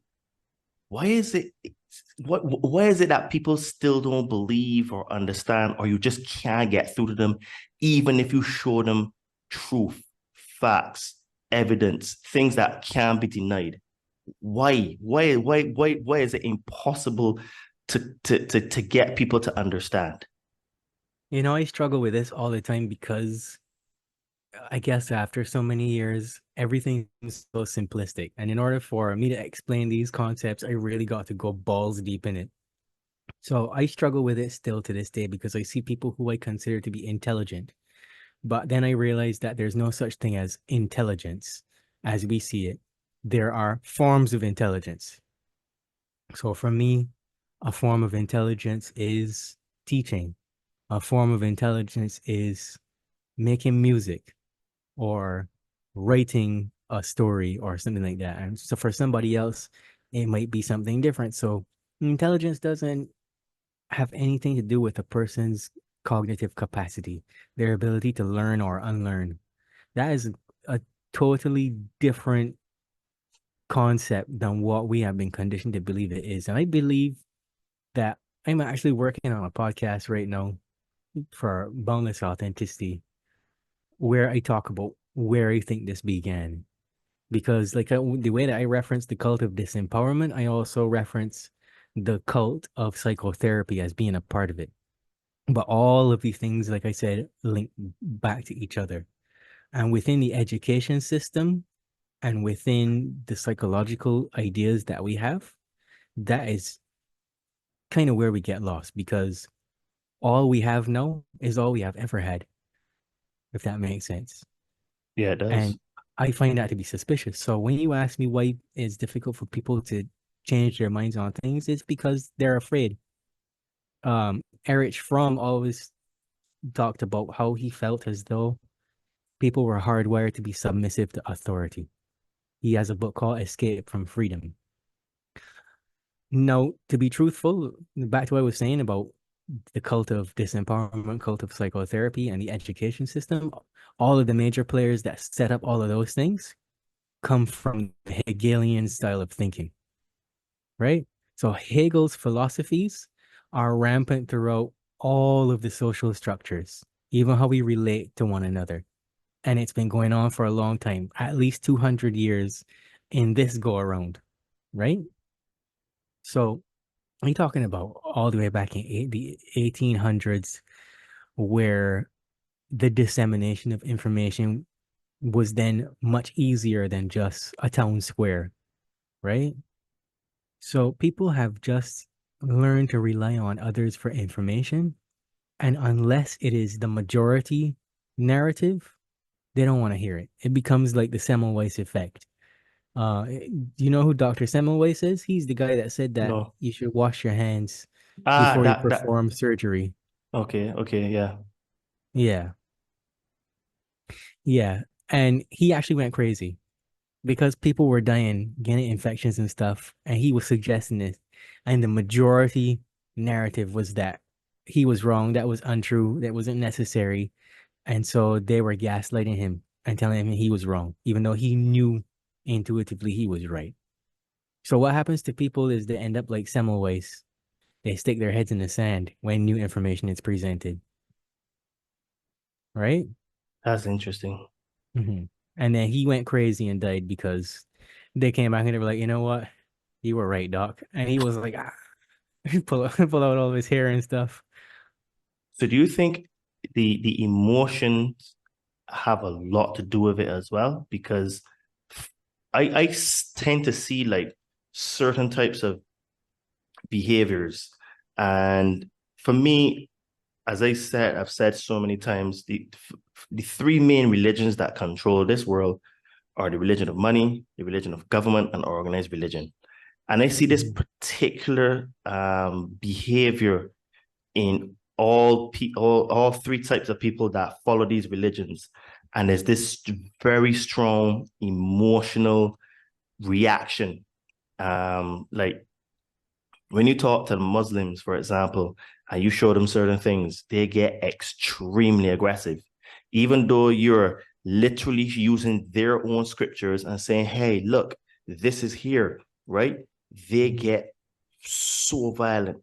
Then we look at like liberals, even conservatives to some degree, right? But you're pointing out certain things about their ideology, especially liberals, I would say, and left-wing people for the most part is a little bit less in conservative, but it does happen.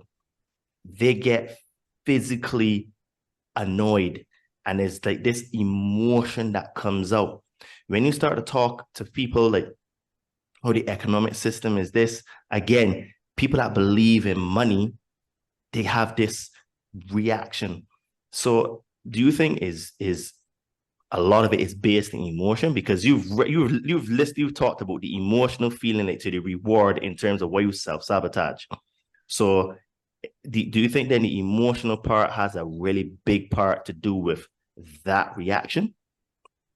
Definitely, because they've anchored themselves. Anchoring is just when an emotion and a thought process become linked together, right? So, I mean, if you're like Joe Dispenza, who I consider him to be a cult leader as well, because if you read his books and you're skilled at hypnotic language, you realize that he uses it in his books and he also uses it when he gives his speeches. A lot of sentences connect together. That's why sometimes you will see people who get into his work and then all of a sudden they've written a book and it's exactly the same thing that Joe Dispenza just said, right?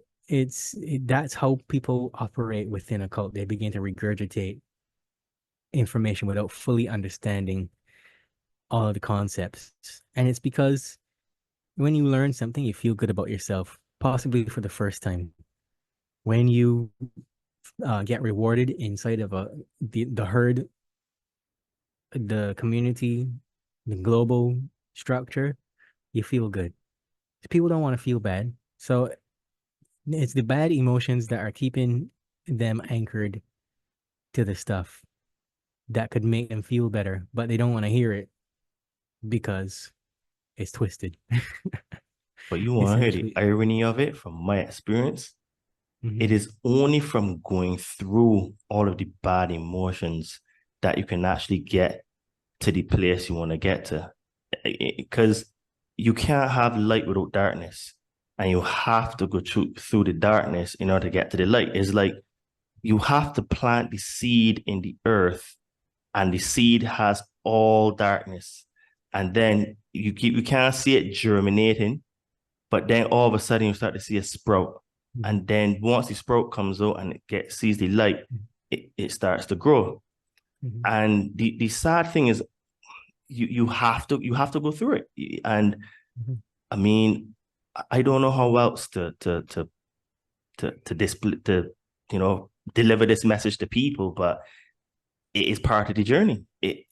I mean, from doing it myself and having to go through some really dark places in my mind, and like you said, you tried to commit suicide 3 times.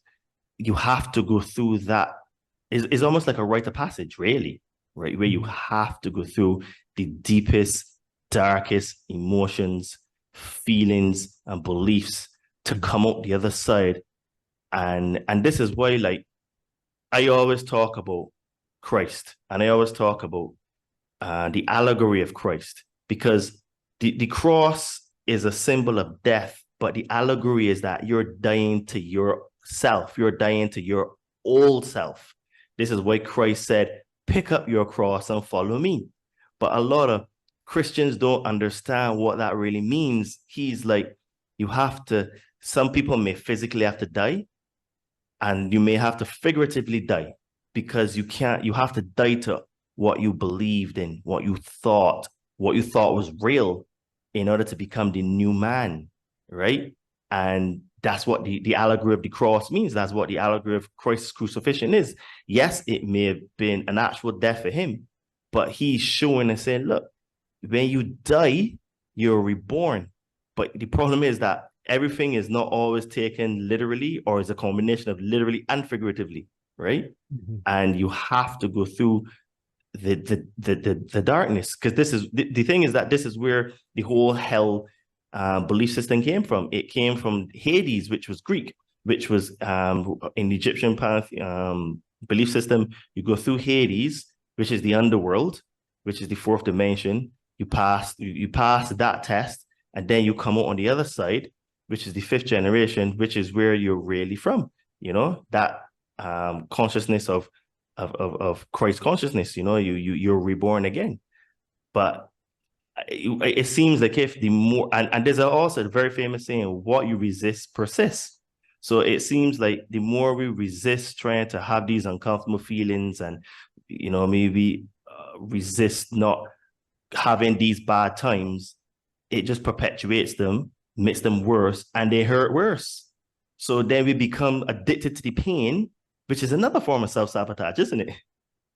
Yeah, pretty much. I mean, everybody just kind of has this masochistic underlying urge to be lorded over and to be hurt and to stay hurt. And it takes a very special kind of person to say they're gonna call you up or call me up and be like, I need to work on my stuff. I think something's wrong and I need help. And unfortunately, I mean, these days I find that clients are even more in need of things than they used to be, because of the surge of information out there, because of all of this stuff that's on social media that is readily available. Because as soon as people like us start to say things and we get a little bit too loud, then the people at the top of the cult will send their minions to hijack and take over that narrative and try to steer it in a direction that goes back into disempowerment. So like I was saying earlier, like everything that we know is because of a guy called Wilhelm Wundt that weaseled his way into the psychological system. So again, that is why I also like to deal with clients as an individual person based on their needs, because I know if I start coming at them from psychological knowledge, it came from Hegel, it came from Wundt. When people go to school, the entire schooling system is based on the Prussian school system, which was Hegelian, and that was put into place by people who were scholars of Hegel, essentially, and went through all the teachers training colleges and stuff like that were taken over. So everything that we know in every arena is dictated by a bunch of people that want to tell us how to do things. And so dealing with people is not easy because of that fact. And I think that has been going on for such a long time that it's hard to get any real change out of people. Especially when it comes to dealing with nutrition and stuff like that, you would notice people will resist a lot of stuff, and it's not even necessarily um because of the chemicals being addictive in the foods. It's because they've been taught very badly about how to put things into their body and how to have discernment about what should go in their body. People eat things blindly, and they don't understand how we picked up habits of eating chicken and beef and these kinds of things like that. They don't know anything about history.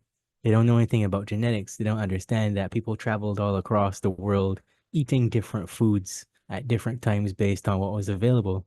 They don't know any of that. And I mean, there was something very interesting that I learned within the past few years about everything you eat, be intuitive about it, because you might eat cheese for 20 years of your life and you don't feel bad, but then one day you start to feel differently. You start to get breakouts.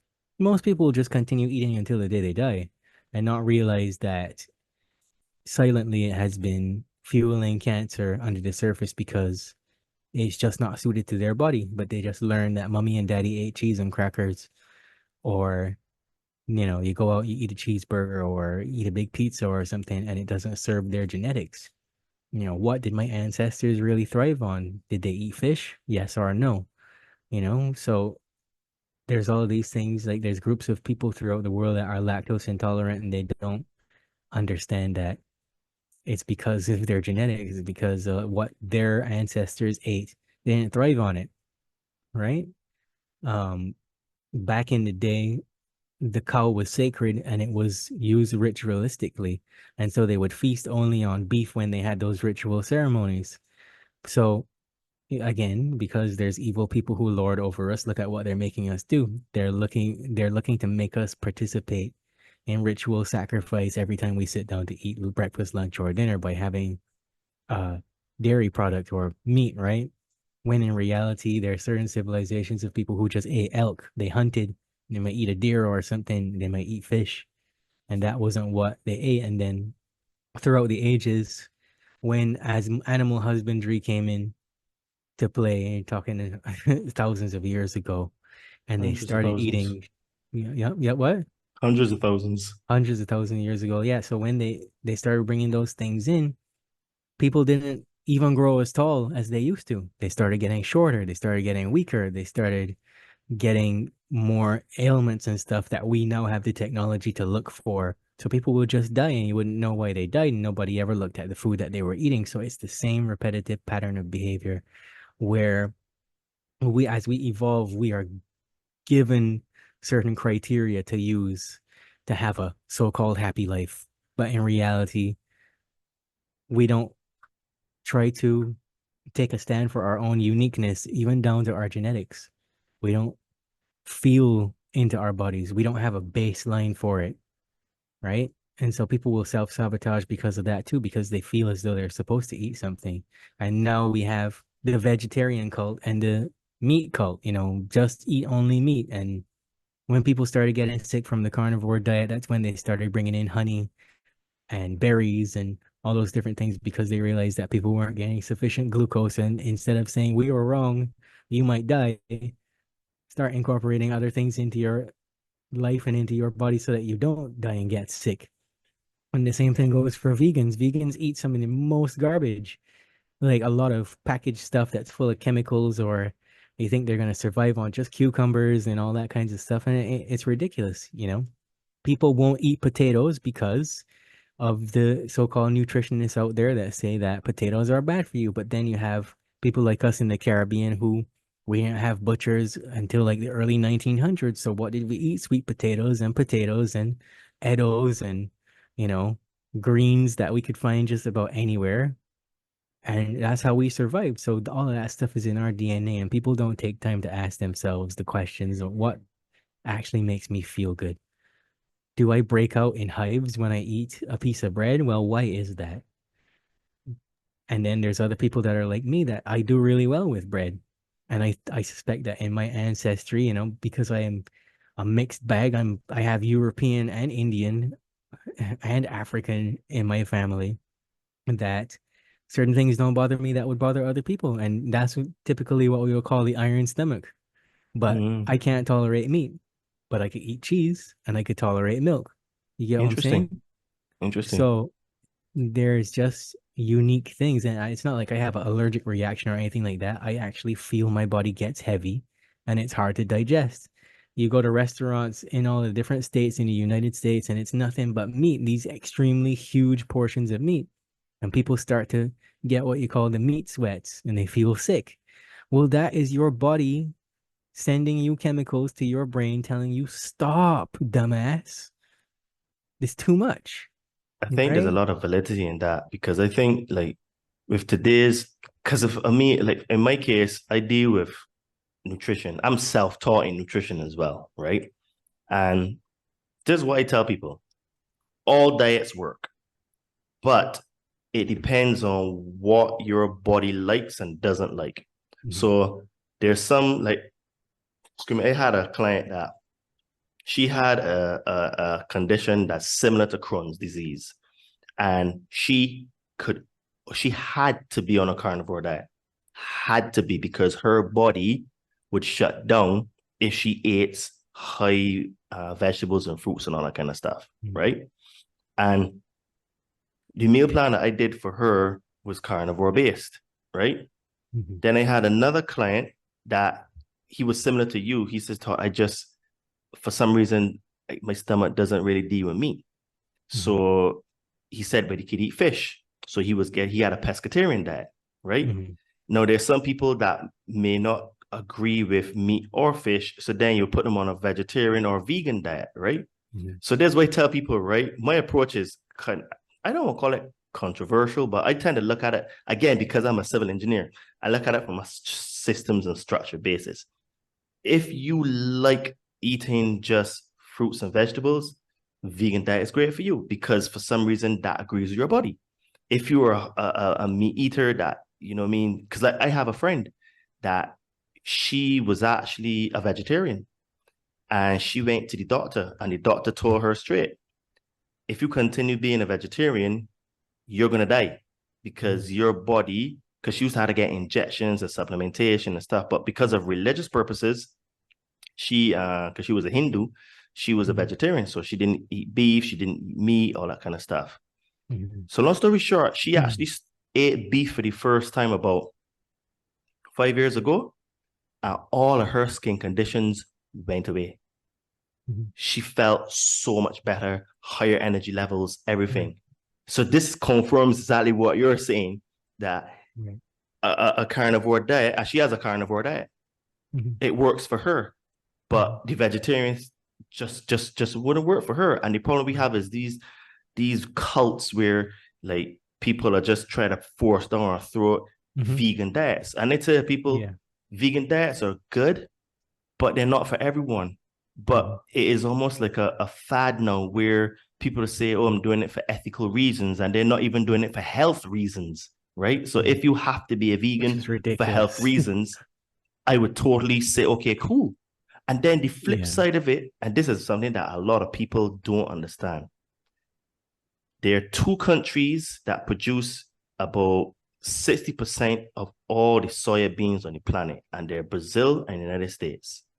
And in the United States alone, 90 to 95% of all soya beans are GMO. Let me repeat that. 90 to 95% of all soybeans are GMO in the United States. So that means all the seitan, all the tofu, all the other products, the Beyond Meat, all of the corn, all of that is GMO, which is very bad for the body. So all of these vegans out there that are thinking that they're doing this great thing, when you look at their skin, for the most part, their skin looks old, rubbery, flaccid. They look like they have no life. Like, dude, in my gym, there's this lady that I can tell she's a vegan just by looking at her. Her eyes are sunken. Her skin is like so loose. She just doesn't look healthy, right? But again, she's not doing it for health reasons. She's doing it because for ethical reasons, maybe, or just because it's not a fad. So my message to people is the diet that you choose has to be what agrees with you. And then you come to a person like me that can tailor a diet that would be according to what your body wants, requires, and that you can eat. Because it doesn't make sense you trying to be a vegan when if you getting sick off a vegan diet. You know what I'm saying? Yeah, precisely. And I mean, my diet is controversial to a lot of people, where I say I just eat like steamed potatoes, sweet potatoes. I eat bread from time to time, but I usually make it myself because I like to know where my stuff comes from. Here in Barbados, we still get good cheese, so you could take a risk, but not in all places. But I don't even eat a lot of cheese because I just don't like the mucus and stuff that goes along with certain foods. But I learned to listen to my body and to know that there's such a thing as gut bacteria, and that a lot of the cravings that you get and a lot of the breakouts and stuff that you get is from parasites and bacteria. And you have to put foods in your body that kill those things. So why a lot of people will say sometimes, oh, well, I went on a carnivore diet and I feel the best I've ever felt, is because you went on an elimination diet. When you go on an elimination diet, you stop feeding the bad bacteria, they have to die. But then it doesn't always work, because then you begin to slow down the system again. And now you're back in this area where it's kind of a nutritional gray area. So like I was saying before, thousands of years ago, we ate a little bit of everything because we knew we needed to get appropriate nutrition even back then from a little bit of everything. Like if you are, there's people that on vegan diets and stuff, and even carnivore diets, where they don't want all the fat because they've been conditioned by some nutrition influencer or something to think that fat is bad. Or even people that they just eat regular, they eat whatever is out there. They don't want the fat. And so they'll blame a potato for making them fat. But carbs is not the problem. It's the butter, or it's the milk, or it's the cheese that they put on it to so-called make it taste good. When in reality, a lot of foods, we don't need the condiments that we put on them. We don't need to put cheese and like Bajans and pepper sauce. We don't need to put all that stuff on everything all the time. We don't need to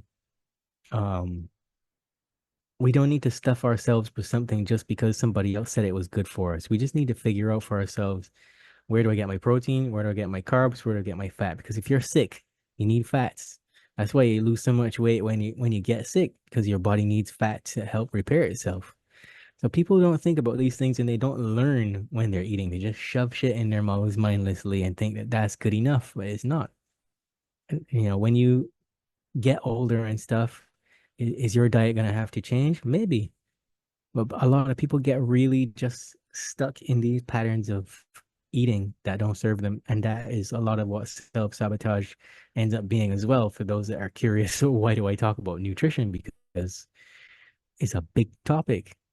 And it is not a one size fits all thing. And that's the most dangerous mentality that is pushed out there. It always has been. I mean, from before social media was a big thing. It was some idiot was on Oprah or some one of these talk shows talking about this new book that they had. And, a lot of people got roped into like the Atkins diet and the paleo diet and stuff like that. And it really wasn't serving them. Yeah, I agree. Like, dude, my body has changed since about 4 years ago. 'Cause I used to eat way more carbohydrates, way fruits with much more sugar, and I never had any issues. But as I was getting closer to my 40s, I started to see a change where, like, I can't eat such a heavy meal with oats because my body wanted more protein and fat. So now I eat berries, strawberries, blackberries, raspberries, and those kind of things, because the things like the mangoes and the pears and the apples that are high in sugar, it causes my body to retain water a lot more than before. And I just couldn't figure it out. But I had to take a choice, and I was like, okay, I am seeing that what I am eating before does not serve me now. So I've made changes. And I used to eat like high amounts of pasta and quinoa and rice and stuff. And like any girl that I date, they realized that I cook the same thing. I eat the same thing almost every single week, because I mean, I could change, but for one reason is that, one, I never get bored of eating the same food. Two, I know exactly how much to eat, and it's easy for me to put on the food scale. And three, I know that for time, it saves me time, because to cook all these complicated meals, like before, no, broccoli and fish. I pretty much eat that Monday to Friday, and then on weekend it'd be a leaf salad and fish. And they're like, but why? I said, but because I can't eat those high carb diets that I used to eat before, because I would just put on a lot of fat, and I had to change. But that's, instead of me eating the same thing and then complaining and self-sabotaging, I just took the choice and was like, okay, let me make changes. And because I do so many things, it's like, okay, I can eat the same thing. So fish and broccoli is easy to prepare, and it's quick time. And because it tastes good, I can eat it all the time. So instead of me changing my meals all the time, and yeah, I like the taste of food, but like, you need to have a bit of a balance. And instead of self-sabotaging, wonder why you have less time, and then like why I can't lose the weight that I want to lose, and this and the next. Just make the changes, because instead of just complaining about it and self-sabotaging, because that is a form of self-sabotaging, just doing the same thing over and over and expecting a different result, isn't it? Yeah, exactly. And like, I mean, even things like eggs that get shoved down our throats, eggs feed a lot of harmful bacteria in a lot of people's guts too, and then they get sick, and they don't know why they're sick. But I don't even like eggs. So I never liked how eggs taste. I just thought eggs kind of taste like a chicken's ass. So I just never really was about it. So when I started to realize that in my mid-20s and stuff, whenever I ate eggs, my stomach started to hurt. That was a wake-up call for me, even back then. And so I don't eat much eggs at all now. If I make pancakes or something, it would just be with bananas and a little bit of flour, and that's it. But I like, that's another good example of how everybody just needs to turn off what the so-called experts say. And if you are a person that cannot afford to work with a naturopath or a nutritionist or a coach or whatever, then you better start listening, because your life is on the line. Absolutely. So, we talked a lot about many different aspects of self-sabotage, programming, nutrition. What are do you have any ideas of how we could save the next generation? Or are there any things that people that are parents, that they can have some things to, like try to reduce the amount of programming in their children's lives? Because the children are the next generation. So how can we go about to try to save them or help protect them? Or you got any techniques and strategies that you can give people to help?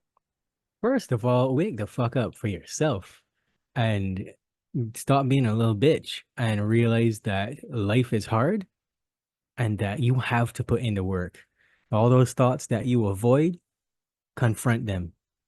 All those patterns of behavior that you have that cause problems for you, confront them and get to reading, because when your children see you read, they will want to read too. Prolong cell phone use until after age 16 so that they aren't exposed to all of the negative ideas. Keep them away from television. Keep yourself away from television. Little kids are just going to do what you do, essentially. And Facts. if you aren't strong enough to tell them, well, just because Tommy and Crystal want to watch a movie on the weekend and you feel like you're gonna get, you're gonna lose friends, you have to teach them that that's okay too. Lose friends, because there's a lot of people out there that are not going to agree with you when you're older, and you'll realize that people come and go, and the ones that are meant to be there can tolerate differences, and they're not gonna force anything on you, because there's a lot of people out there in society that, like, if you go to a party and you don't have an alcoholic beverage in your hand, they will treat you like something is wrong with you because they've been conditioned. And if you don't want to eat a cake with a bunch of sugar in it, they will treat you like something is wrong with you. And there's nothing wrong with you for being conscious at all. I mean, next thing people need to do is meditate. Fix your breathing, because a lot of people are just walking around all day long breathing like this. I saw a man in the supermarket a couple of weeks ago, and I just thought he was gonna have a heart attack any minute, because there was no time whatsoever between his inhale and his exhale. His stomach wasn't even moving, and he had a big visible belly, and it wasn't moving. Like his upper chest wasn't moving or anything. And I was like, he got like 2 weeks left to live, because that man must be under so much stress in his life that he is not breathing properly. And when you breathe properly, it gives you a superpower, because it brings to the focus the most pressing issue that your limbic system is trying to process in terms of your subconscious programs, like the cereal box effect I was talking about, where things are unpacking all the time, like, so when you are breathing slowly and you're focusing on the air that's coming through your nasal passageway, and you focus on the exhale being longer, you recondition your body into a way that you automatically did when you were a child, and the vagus nerve touches, and that slows everything down, and it not only rearranges your thoughts into what is the most important thing for you to process, but it also will give you the space mentally to deal with things, because a lot of time when you have negative automatic thinking, it's just one thought after the next, just coming right across. And you need to get in touch with that, because people learn, like, when something happens when you're a child and you see your parents panic, because of the mirror neurons, you emulate those poor patterns of behavior. Anytime you get surprised, that could shock your system into breathing incorrectly. And so I would recommend that people do that as well. Listen to podcasts like this, where there are people on the underground who are talking about new ideas. Because when you listen to Joe Rogan, well, Joe Rogan is only interested in the money and the power and the respect. He's not interested in bringing you truth. He might have people on there who tell some truth, or, they might be spiritual, or they might be like Graham Hancock or somebody that's talking about civilizations and stuff like that. But those guys are too big. So they have a level of censorship, and they have a level of editing, because their publishing houses censor the information to make it palatable for the ongoing acceptable narrative. So that is not the truth. The truth is just the truth. The truth is not filtered whatsoever.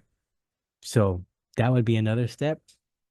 And I would say to everybody that, like, especially people that have children, to realize that children think the way that children think.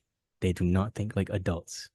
And a lot of your friends who are adults do not think like adults, because they've been infantilized, and possibly you have to.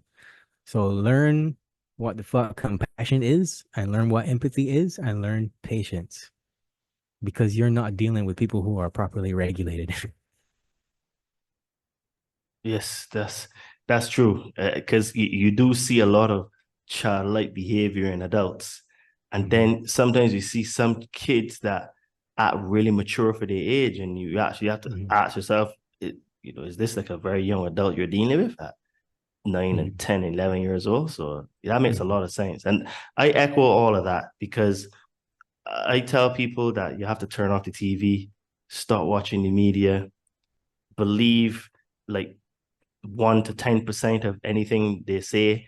If the media tells you do something, mostly 9 out of 10 times do the opposite, because it's all propaganda, and the movies as well are all predictive programming, which brings me on to an interesting question here.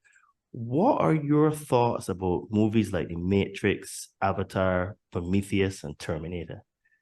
Because I've got my own thoughts, but as a guy that's been obviously in the music industry, understands how these things work, what are your thoughts about those movies like that?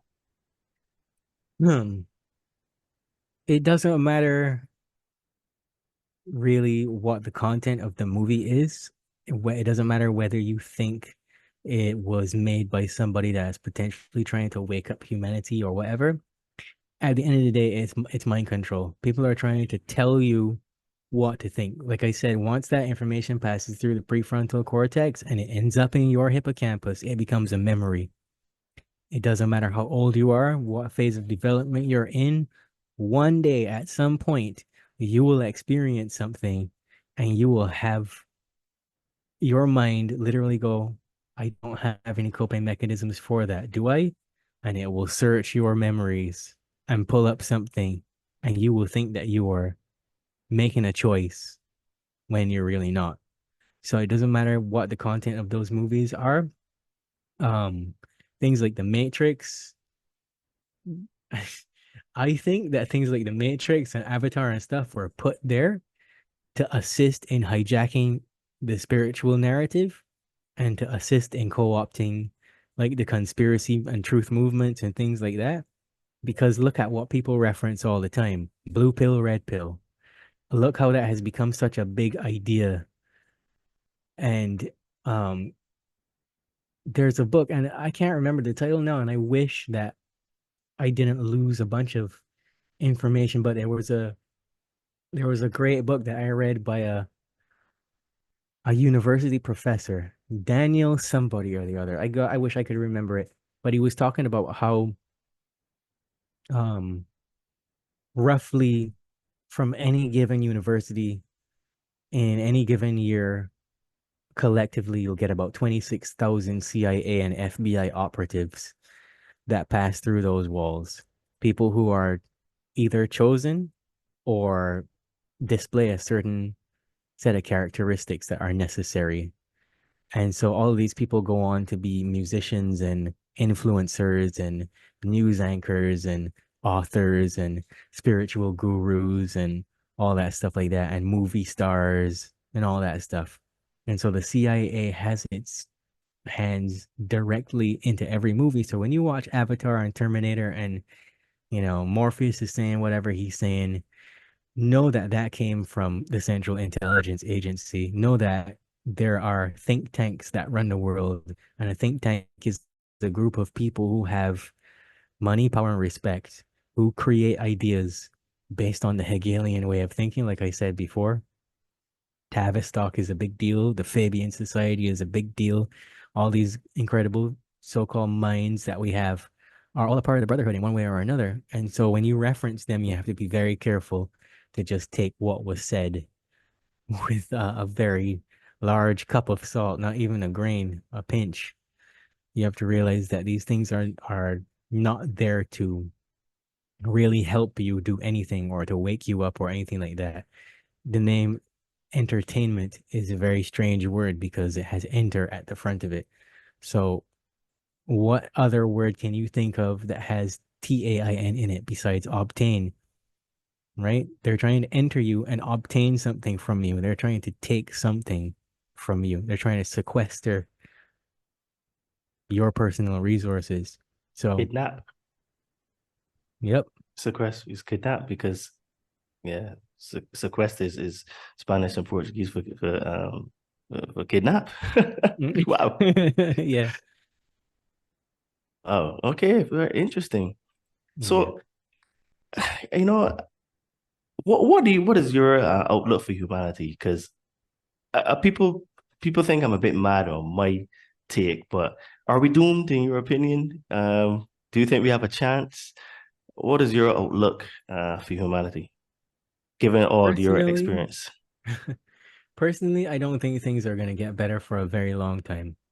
I think it's going to take for everything to eventually collapse.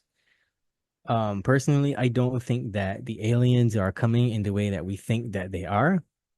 I tend to agree a little bit more with what you're saying about how suddenly, things might just start showing up, and then some might reveal themselves, but I don't think in terms of like the Pleiadians and the Arcturians and all this bullshit that is in a new age. I don't think that that is going to ever happen.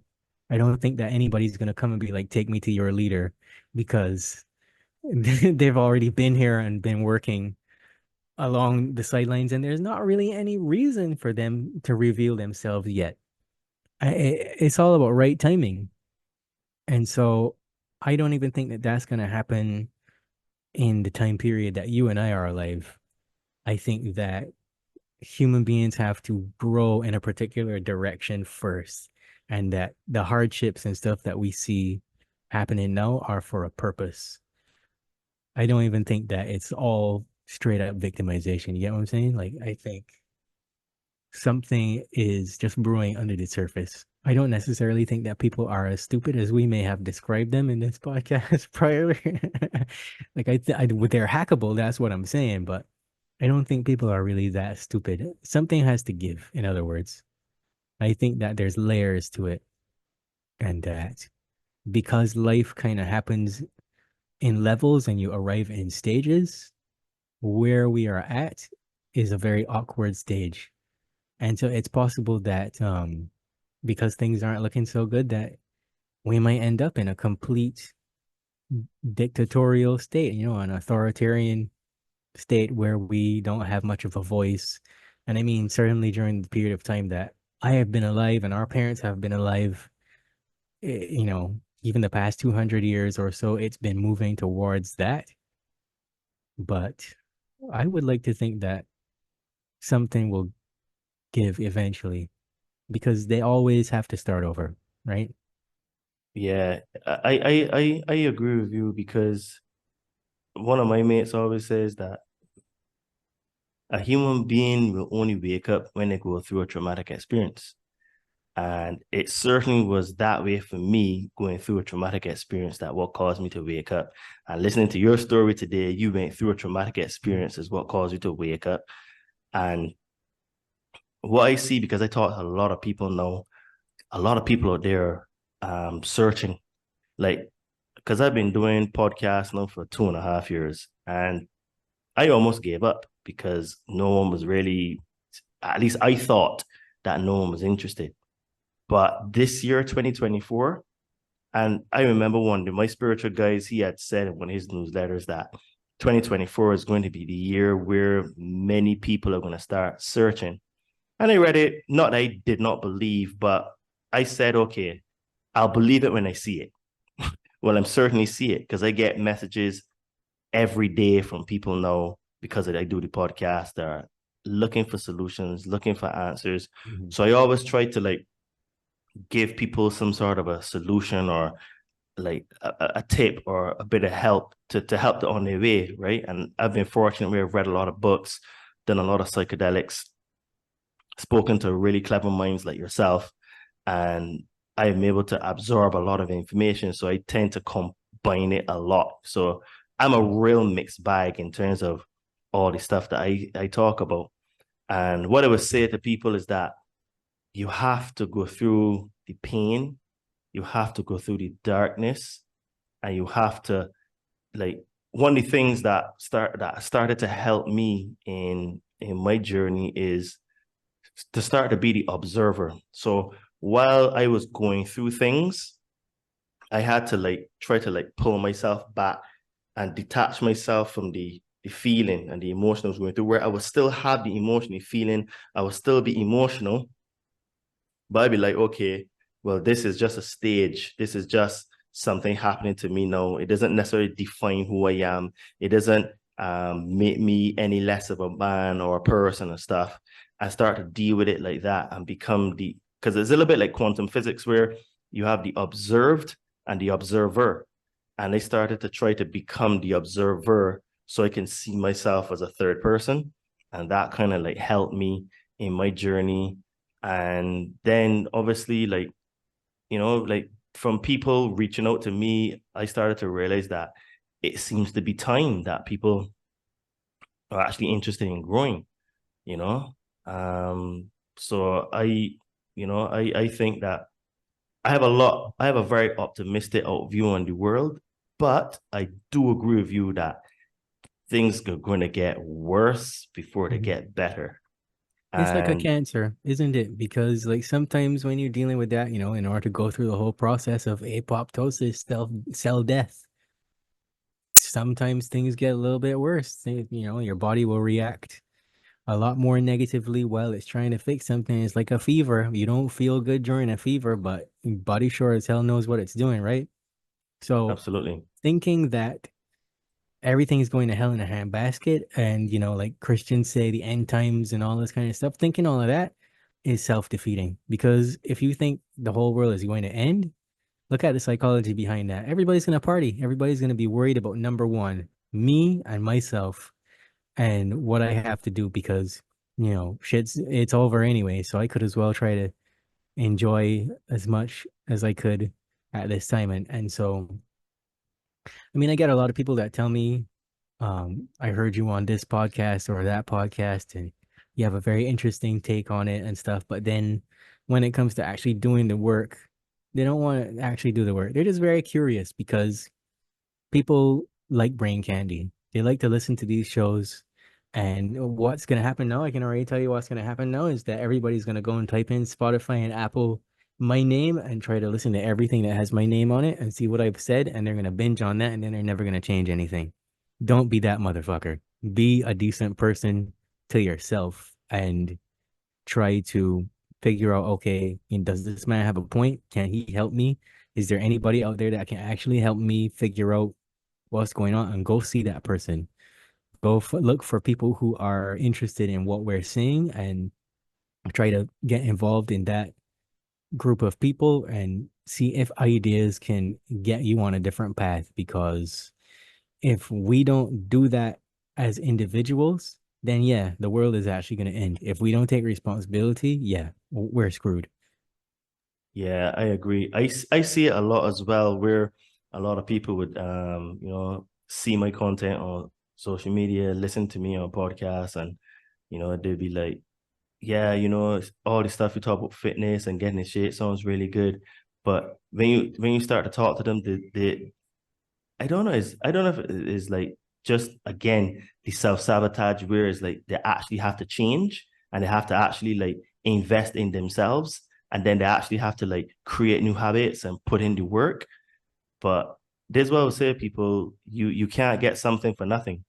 You can't it's okay if you want to get muscles, you want to get into shape, you have to go to the gym, you have to reduce the amount of eating.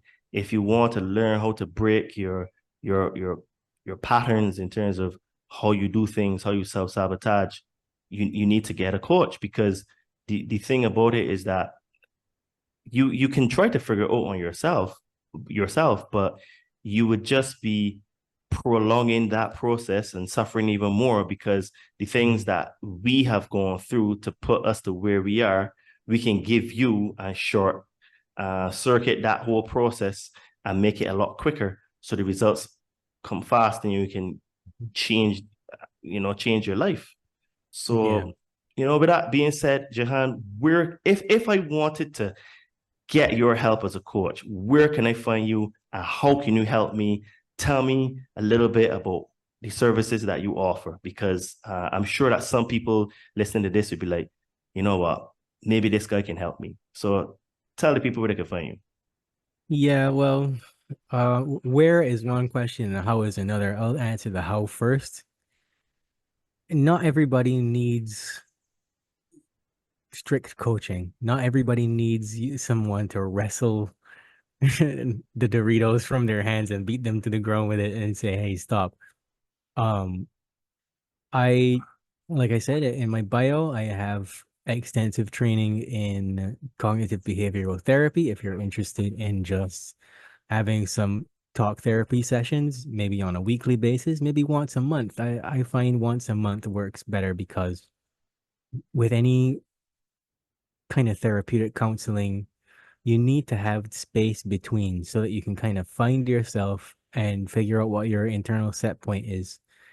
So I can do that for you. Or, if you just need to go into some kind of a hypnosis type thing, if you feel that's what's best for you, I get a lot of hits for that as well. And um you can also just hit me up for the regular coaching. I usually do about 6 to 12 weeks to begin with. And then it's kind of like a catch and release thing. I let you back out into the wild and you come back with more feedback and we work on that. But that's usually the coaching thing is for warriors who really want to get in there and get it done now and move on with life as quickly as possible.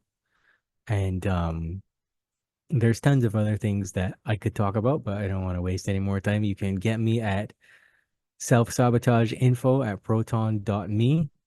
You can follow me on Instagram at Jehan Sattaur. That's JehanSattaur. You can also listen to my podcast, Boundless Authenticity, where we discuss everything related to the evolution of human consciousness. And yeah, I have some Facebook groups as well. The Boundless Authenticity Facebook group. You can join that. You can get access to 3 or 4 different workbooks and a daily planner that I have in the file section. I think that's about it. I'm on what? X, Twitter, whatever that's called now. Tumblr if you're on there, but please don't look at porn.